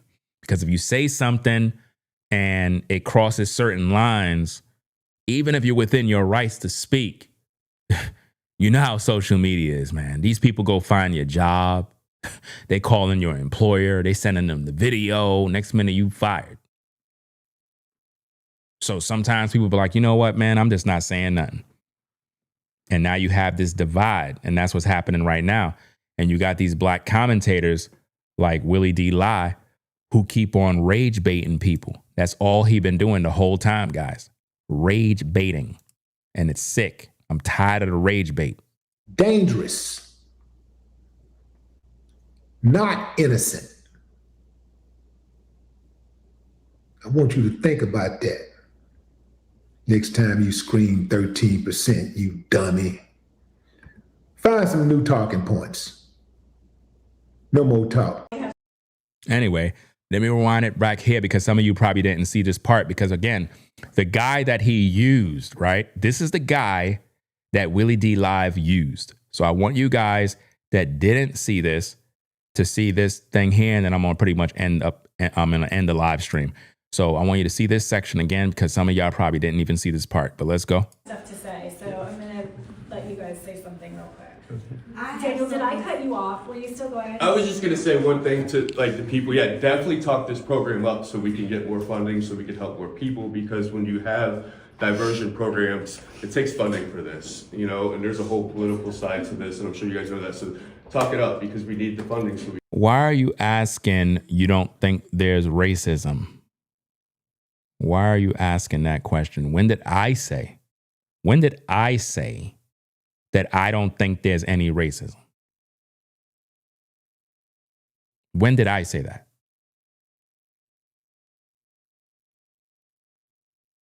Don't make no sense.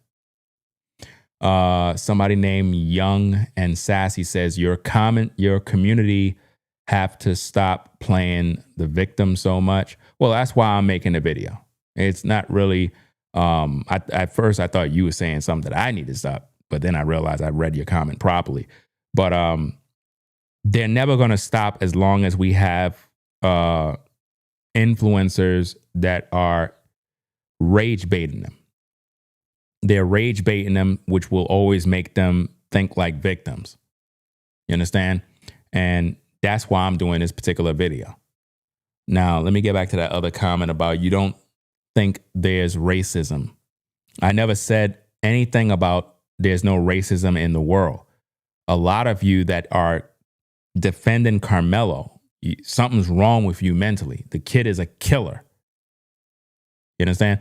Let me ask you something. Is that Adrian? If Karmelo Anthony murdered your son, would you be defending him? Would you say that we need to free Karmelo if he murdered your son?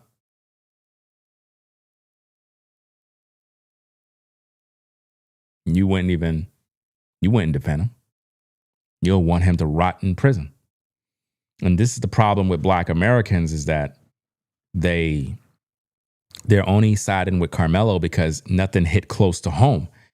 If Karmelo murdered your daughter, you would want him to spend 35 years in prison. You ain't going to be like, oh, there's racism. None of that stuff is going to come out. Black folk always playing the race card. That shit is fucking annoying, man. I cannot stand it. Every single time, the race card. Do you play the race card when there's black on black crime? Man, I can't believe it. I can't. What happened? Pookie shot my son. It's racism. What? Racism? He shot my son. He shot the sheriff. I can't stand racism. I can't stand it. My baby gone. My baby gone. My baby gone. My baby's dead.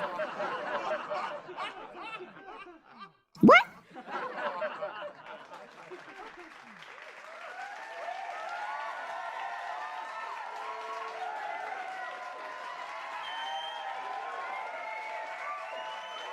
It's just really, really sad, man. If Karmelo killed another black kid, nobody would be talking about this. You do know that, right? If Karmelo killed, if it was a black on black crime, he stabbed another black kid, this case wouldn't even be on the news. Nobody would be talking about this. Nobody would care. Nobody would care. It wouldn't make no headline news. It's because it's a white and a black. And a lot of times, rage baiting is what the algorithm sells. Because I'm trying to figure out why the algorithm keep pushing these hate videos on everybody. And there's a lot of black people that flock to rage bait channels. They love those kind of videos because it poisons and enrages them with more hate. They get that dopamine rush. They just, yes, I got something to hate white people with. They did Karmelo dirty. When Karmelo's a killer who deserved 35 years, he deserved more time. He deserved more time. Yeah, but what about the Rick Chow situation, Ringo? I don't control the courts. I agree that Rick Chow, that the Chow guy is guilty, but the system is rigged. He murdered Cyrus. I didn't even start my videos about that. I only did one video about that. But yeah, he murdered Cyrus, and it was dirty for them to let him walk. That don't even make sense. He shot him in the back. We know that situation is rigged. But in the case with Karmelo, Carmelo's guilty of murder. So you want Karmelo to walk because they made Chow walk? Do you want Karmelo to walk because he's innocent? Or do you want Karmelo to walk because you're tired of seeing the other nations end up walking? So you want one of yours to walk, even though you know he's guilty. Yeah, Chow and Melo both guilty. I know. It's just that I don't know why they made this Asian guy walk. And I already told the community, y'all need to boycott all these businesses. They ain't even do that. And this just goes to show that black folk can never come together. Black women still at the stores buying the hair, the makeup, wigs. Black men still buying Chinese chicken wings, fries, beef lao mein. Women still getting their nails did. It's like they don't know how to, they talk all this stuff about staying on code. But when it comes to Cyrus, how come they didn't set up a go send go money and made the other family millions of dollars? Where's the outpouring of support for Cyrus from the black community? Why everybody that's going hard in the paint for Karmelo is not going hard in the paint for Cyrus?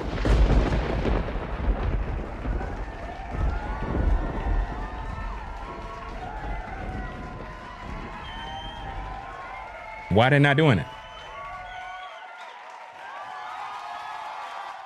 That's a problem, man. It's a problem that nobody's really going hard in the paint for Cyrus.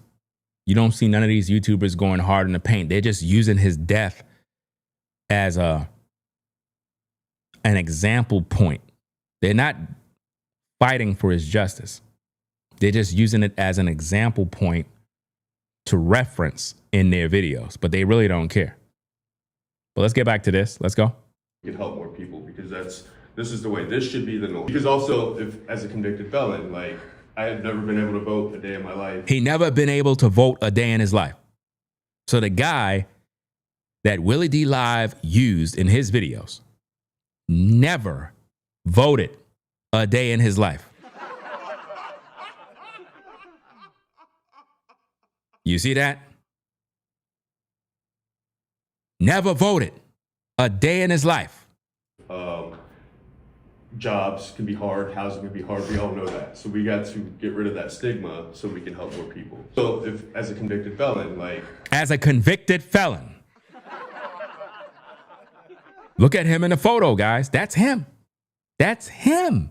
See, I had to go do my research and get some receipts because I wanted you all to see who Willie D Live was using as the Jesus Christ and the savior of Karmelo. Let's go. I have never been able to vote a day in my life. Jobs can be hard, housing can be hard, we all know that. So we got to get rid of that stigma so we can help more people. As a convicted felon, like, as a convicted felon, like, as a convicted felon. As a convicted felon.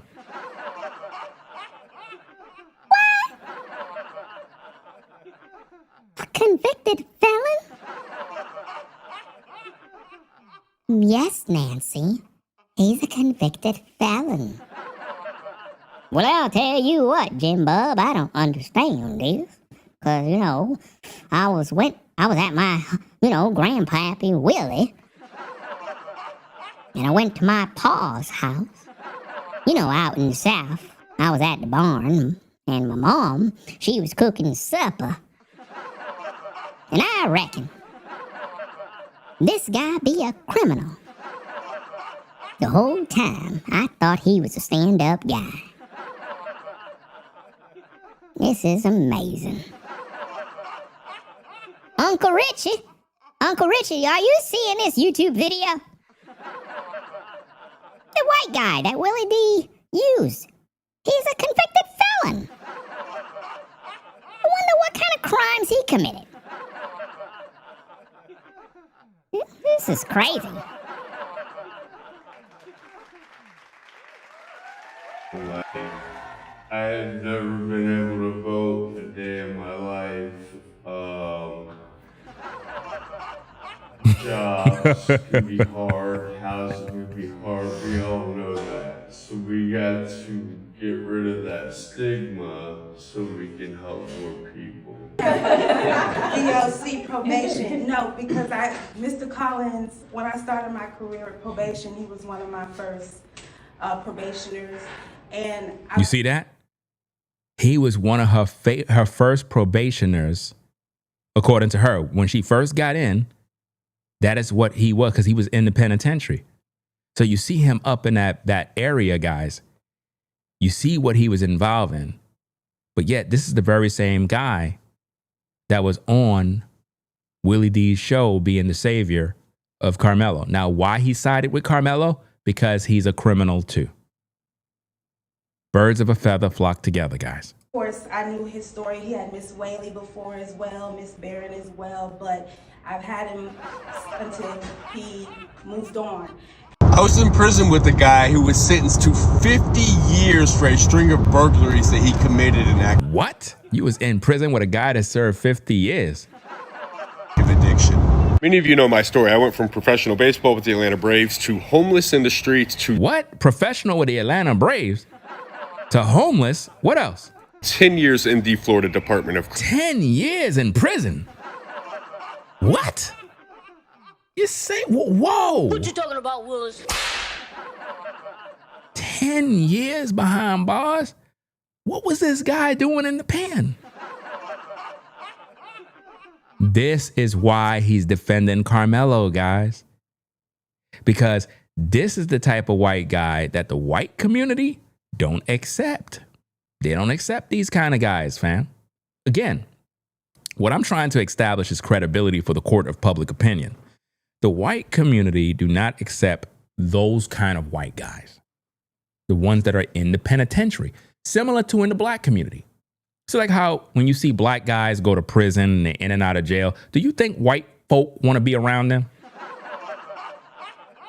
Do you think white people want to be around black folk that are in and out of prison doing bids? No, they don't. So when you see this guy, he's one of those kind of white guys that the white community don't accept. Because they know his card. So because he was in the system and did 10 years, right? He's upset with the white community. That's why he's throwing the white community under the bus. You see what I'm saying? Let's go. Corrections. I sat in the county jail for at least 15 months before getting sent to prison the first time. What? For the first time? So that means there was a second time. You sat in the county for 15 months before getting sent off to prison?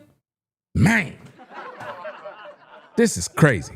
See, I wanted the love, the forgiveness, the grace, the compassion, the empathy, but I did not want the accountability and the consequences. He did not want the accountability and the responsibility, guys. He did not want none of that. Do you see that? But yet he's defending Karmelo, a kid that don't want the accountability. He want to be free. No, he got to spend 35 years, just like you spent 10.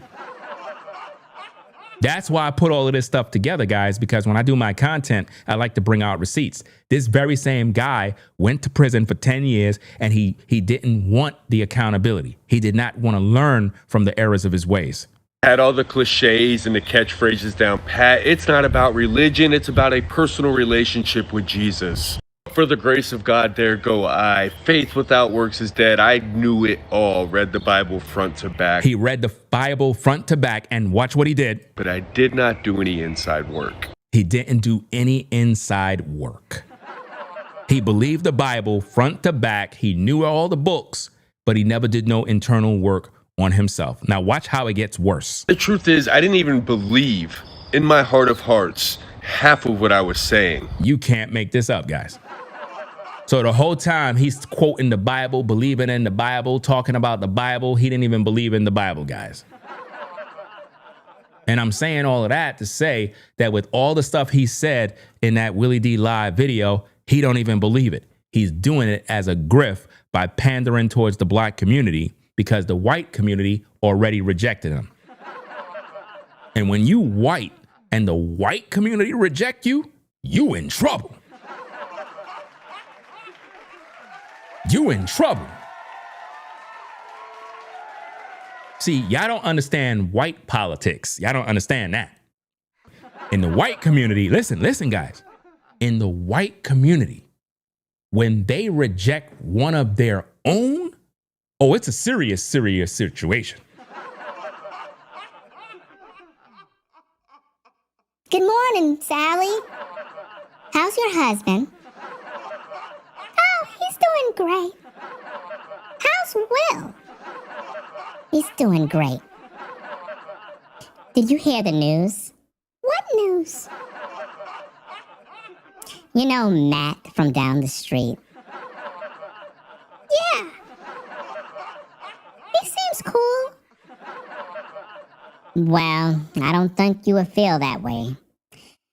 He's a convicted felon. Oh my God! A felon? That's right. I was so disheartened when I heard this tragic news.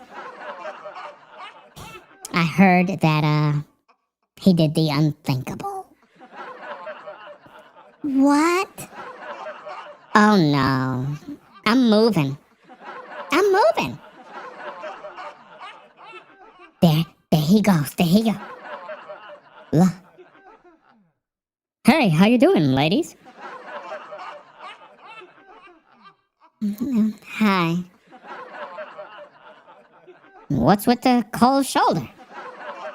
What did I do? Y'all look like y'all smelling shit. I have to go. I have to go now, guys. Yes, I have to go too. What the heck is going on? What did I do? Y'all rejected me? No! No!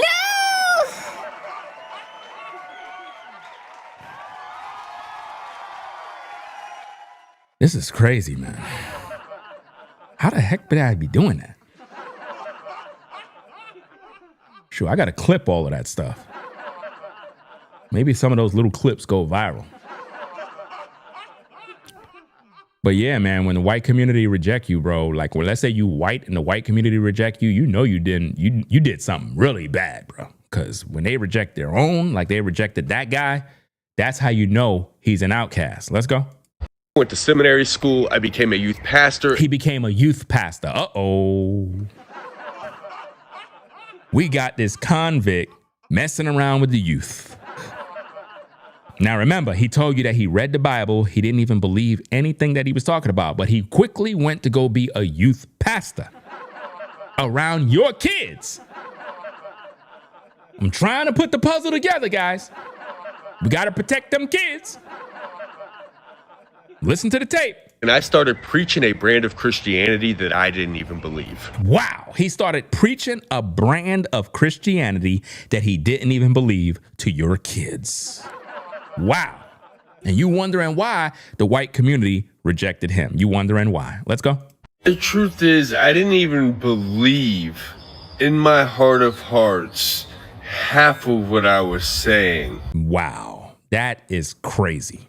Absolutely crazy. But guys, it's the end of the show. We'll pretty much get up on out of here, man. Appreciate everybody stopping by. Hope you guys learned something. Right?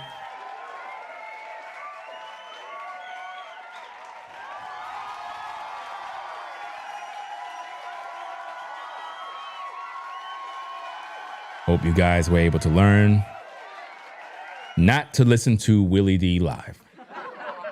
He's a liar. I debunked his video. I've proven that the man don't know what he's talking about. He's not educated. We know that. And yeah, so we're going to get up on out of here. I think later on in today, I'm going to do the video with Umar Johnson. I don't know why he have doctor. Probably need to do some research on that doctor thing. He's probably one of them fake doctors. You know, they get some title, they take some test to put doctor in front of their name. You ever notice in Christianity, all these pastors have doctor in front of their name? Dr. Leroy Thompson, Dr. Creflo A. Dollar. All these doctors. Dr. Juanita Bynum. Like, all these people are frauds. Bunch of charlatans, man. All they want is your money in them churches.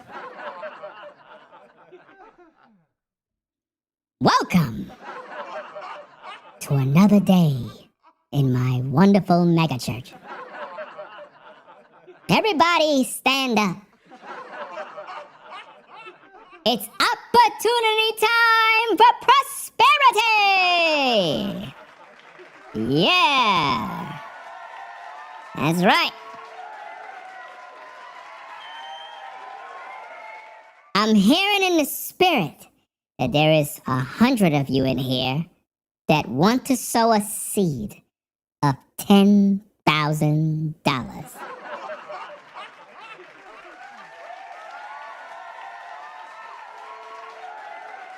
Nobody leave the church. Close that door back there. You in a red shirt, sit down. Get those checkbooks out and write those checks to my ministry. I expect $10,000 from 100 of you in the next 5 minutes. The spirit is moving. Amen. Rotototo ratatatata. Rabatatatata.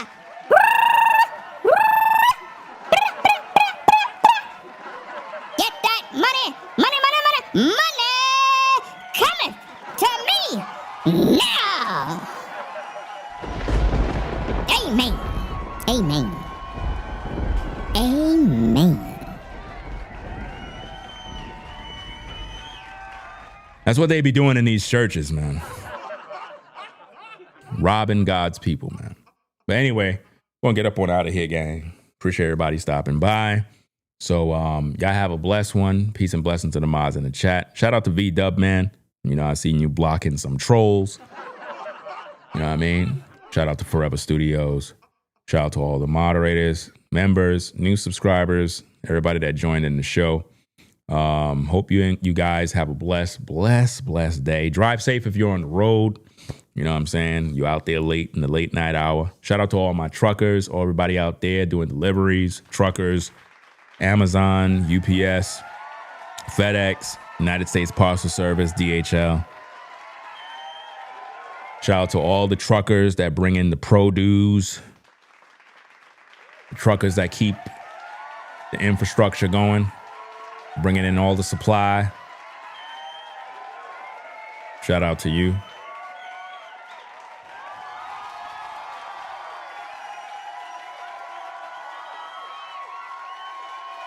And shout out to everybody in the 9 to 5 and the late night hour that's out there on the hustle and bustle doing their thing. You know what I mean? Appreciate all of y'all tuning in to the show. Make sure you subscribe and make sure you hit that like button, guys. I'll catch you all in the next stream. If you want to support the show, you can always hit the Cash App. It's pinned in the video. I hope it is. I don't even know if it is, gang. I don't even know. Probably it's not. I don't even know where it is. I probably didn't put my Cash App in. But nonetheless, you can find that in the description area of the video. Or if you want to use PayPal, you can do that too to support the work that we do over here. Got to keep the lights on, guys. Without your support, we can't keep the lights on. So we're going to get up on out of here. We'll get me something to eat, watch a movie, and I got to get up to go work out. So yeah, got to get my workout in, guys. If you want to check out my workout channel, you can go to Walk It Like I Talk It TV. You can go into the community section where I make posts, and it's pretty much a simple channel with my workout journey. And I'm doing a lot of cardio workout and calisthenics, and I give a lot of good commentary while I'm working out. I'm 49, and the commentary and the workouts that I'm doing can help anybody that wants to be in shape, wants to train, and just have good mental clarity and take care of themselves. I think it would be a blessing, you know, to those of you that want to be active and stay mobile, because as you age, you want to make sure that you're taking care of yourself and doing what you got to do. And even if you can't jog or run or stuff like that, there's other workouts that you could do that I'm going to implement on that channel. So check it out when you have time. Just look in the channel selections that I have. I have a lot of other YouTube channels, and I have a lot of things that I'm going to be doing in the future. I want to make sure that everybody's subscribed to all the channels so you don't miss a beat. So stay tuned to the next episodes. I'm going to do some pre-recorded videos and continuing on with this Karmelo case. And I have to talk about the Ashley Janae situation. There's a lot of information that came out with that. And I got to expose some other YouTubers for their nonsense too. So stay tuned for that. I'm about to go get me something to eat. Rate, comment, and subscribe. Ringo TV. Reactions. The #1 reactionary channel on YouTube. Bringing you the best in these YouTube streets, hands down. Ringo TV. Reactions. Catch you in the next video. I'm out of here. Peace and blessings to the mods in chat. Forever Studios. See you in the building. We out. Peace. If you like our content, consider supporting via Cash App at $Ringo TV Raw. Become a patron on patreon.com for exclusive video content not shown on YouTube. You could also support through PayPal at paypal.me/Ringo TV Raw. Subscribe to our YouTube channel and click the bell to be notified of new content. Follow me on Instagram at Ringo TV Raw. This is Ringo TV Reactions, the only channel on YouTube bringing you the truth 100%